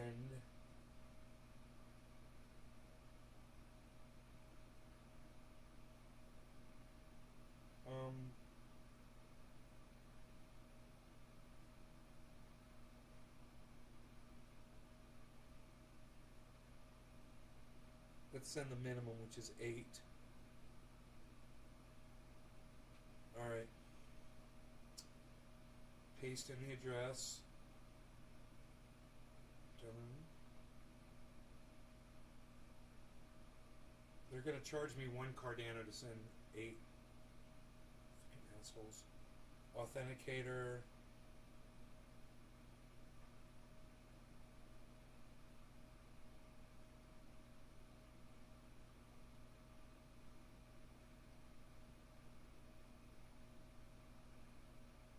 Withdrawal suspended due to risk management. There it is again. So it doesn't matter the wallet.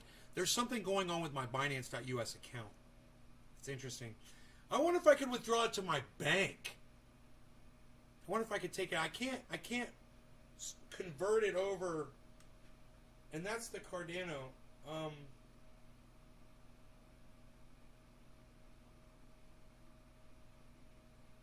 So let me see. I wonder if there's a way to do it. Let me see that. Withdraw. If I just click withdraw. Cardano. Let's just say 8. Next.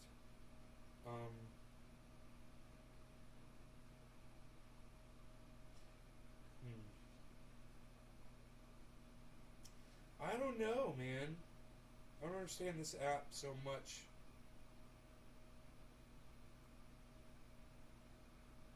I mean, I'm pretty sure this one is chained to my bank account. I think it's gotta be, right?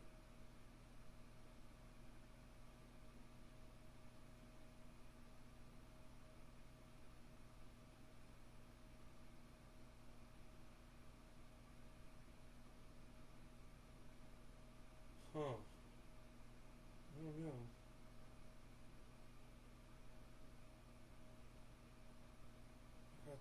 deposit, withdrawal.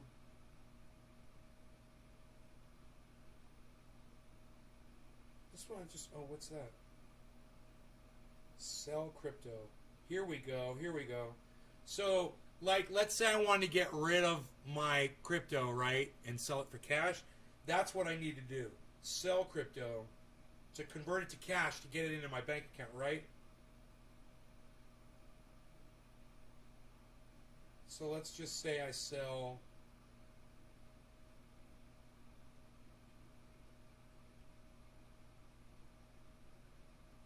$22 worth for 11 cents. Sell in progress. Your sell order. I've never done this before. Sell order is being processed. A confirmation email will be sent once the order is complete.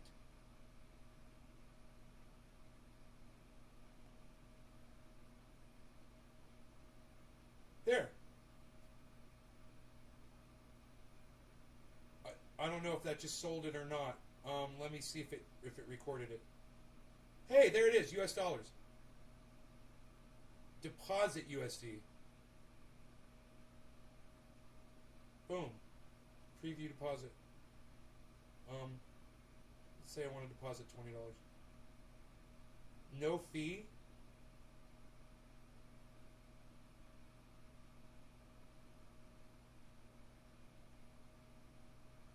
To prevent the risk of chargebacks, note that your ACH deposit can't be withdrawn for 10 days in USD or crypto.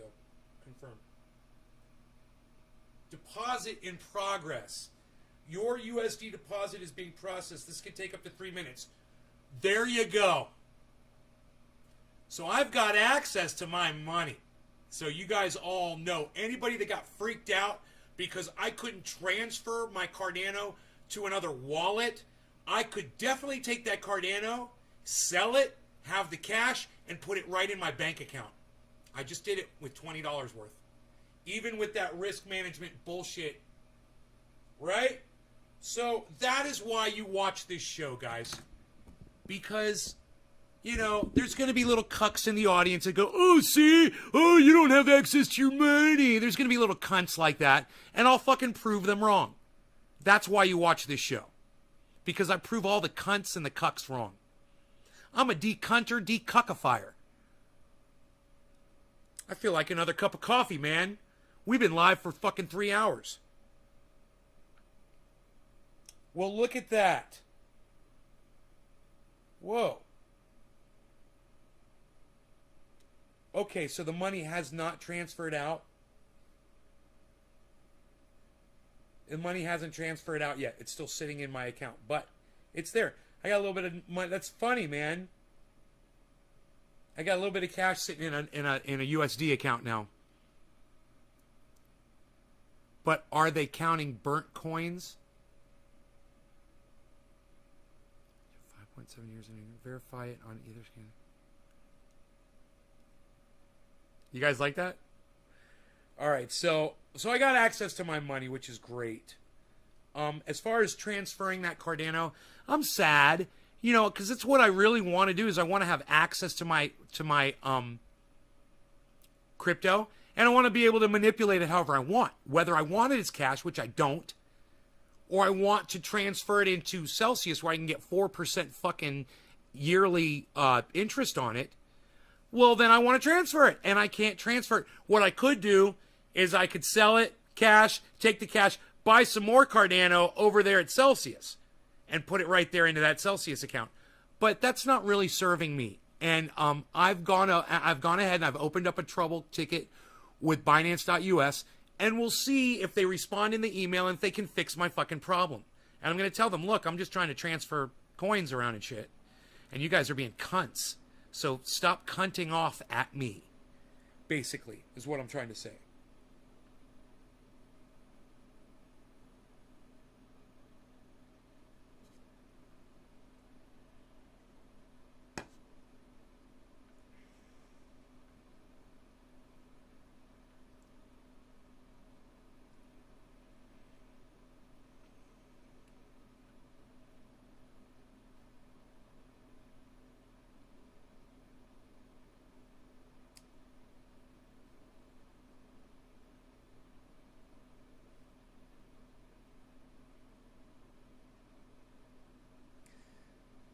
gotta say, man,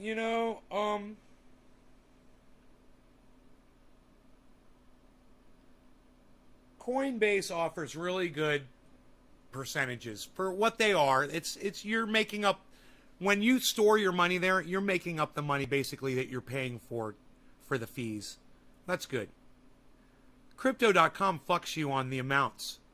When you go to purchase from Crypto.com, they raise the amount of what they say it's the value of the crypto is. And they get you there. They get you pretty good. They've gotten me many times. So be careful with that.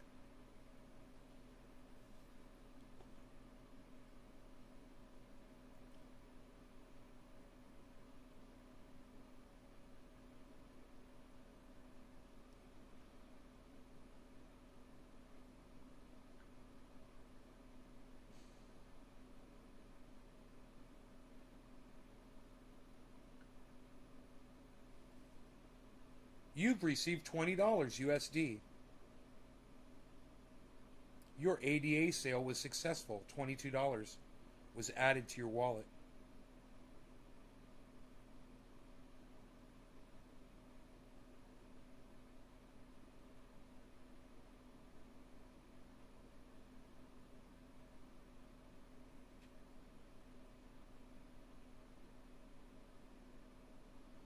Well, there you go. It says successful login from new IP. The system has detected that your account is logged in from an unused IP address.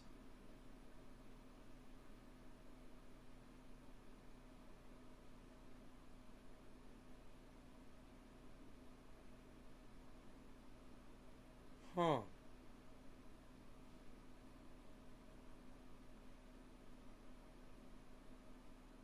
Huh.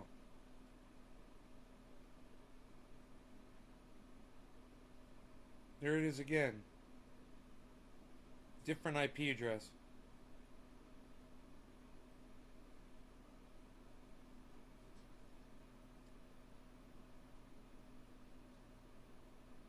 It's my goddamn phone with a different IP address every time.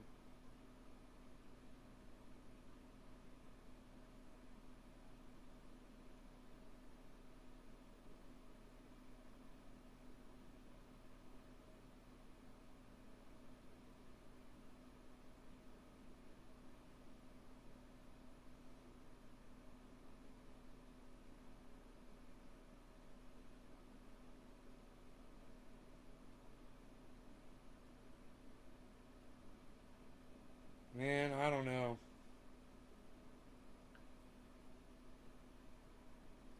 I don't know, man.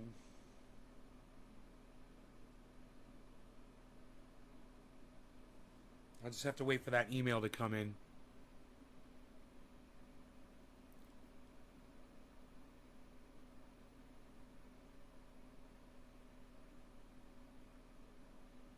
Do you use a VPN? If so, that's what's going on. Ownership of Bitcoin is diverse? No, it's not. Dude, Jugs Bunny, you have no idea what you're talking about. Ownership of Bitcoin is not diverse, actually. Hey, Authentics, you gonna let him get away with that statement? Ownership of Bitcoin is actually diverse. Look at you, Jugs Bunny, trying to act like you know what the fuck you're talking about right now.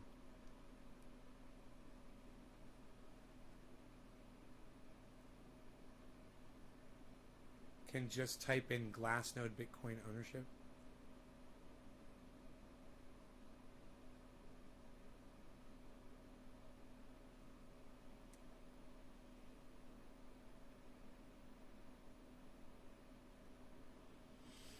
It's nowhere near the rumored 50% of Hex owned by one person. Well, no, it's not 50%, but it's still not actually fucking diverse. Just because it's not as undiverse as Hex is doesn't mean that it's fucking diverse, bro.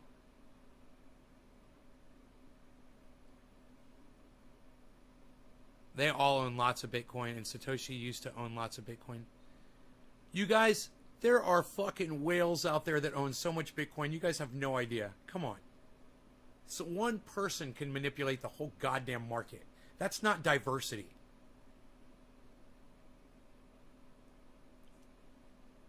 You know, some people bought in really cheap and they got a whole bunch. There's a bunch of people that did that. It didn't cost them a lot of money to do it either. And now they're fucking whales. What's a whale, 100 Bitcoins? Yeah, man, there's a lot of them out there. Imagine that. Imagine owning 100 Bitcoins. Or 1,000 Bitcoins. You know, would you make your wallet fucking public? So somebody could fucking kidnap your family and shit and hold them ransom? No, thank you. Yeah, whales 1,000 Bitcoins? Fuck, dude. Imagine how many whales there are that own 1,000 Bitcoin. You tell me that's fucking diversity, Drugs Bunny? You tell me that's fucking actually diverse? Come on.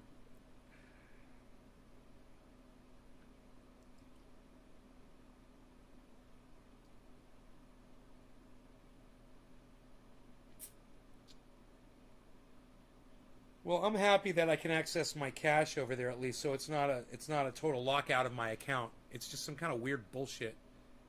Maybe because they detect a new IP address coming from my cell phone.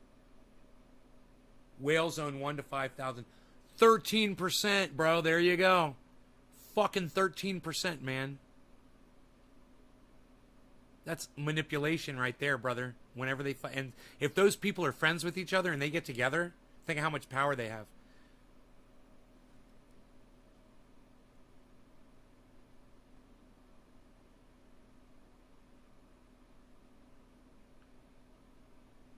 Man, I gotta go, guys. My stomach is growling like crazy. I'm gonna go eat.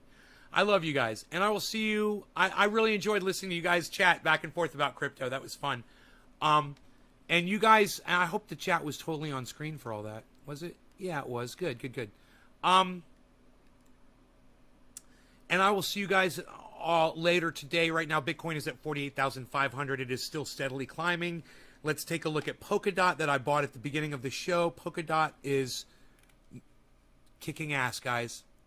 Polkadot right now is 26 cents, $26.70. Remember, I just bought it at $25. I just made a killing.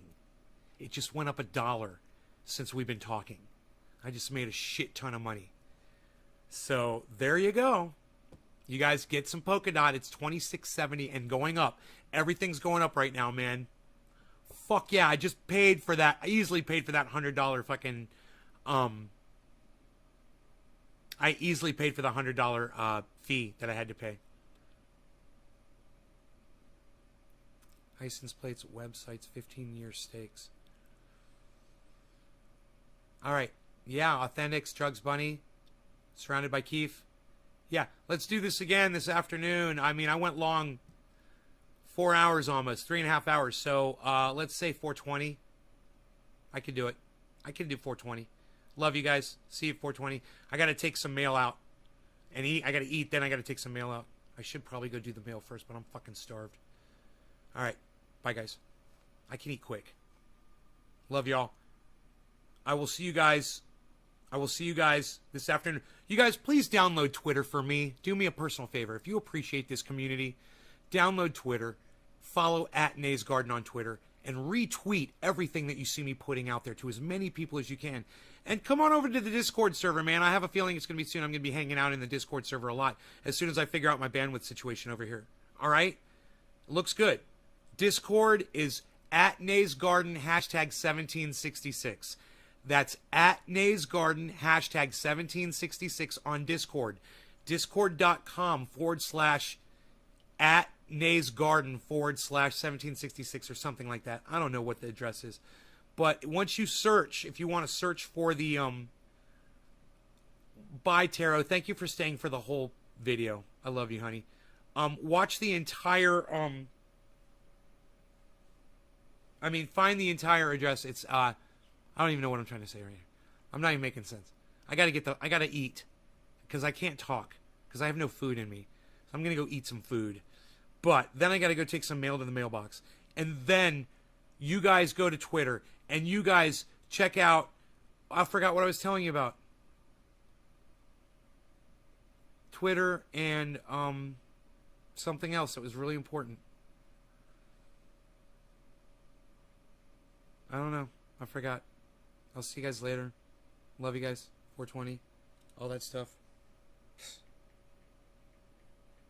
Whatever. Love you guys. Bye. Oh yeah, Discord. Discord is it's at Nays Garden hashtag 1766. At Nays Garden hashtag 1766. At Nays Garden hashtag 1766. Okay. Love you guys. Bye-bye. Bye. Bye-bye. Bye-bye. Bye-bye. Bye-bye. Bye-bye. Bye-bye. Bye-bye. Bye-bye. Bye-bye. Bye-bye. Bye. Bye. Bye. Bye. Bye. Bye. Bye. Bye. Bye. Bye. Bye. Bye. Bye. Bye. Bitcoin's at 48,476, guys. Polkadot is at 2670. I bought it at 2570 and now it's at 2670. So it's gone up $1. It's fucking fantastic. You gotta love it. All right. Bye, guys.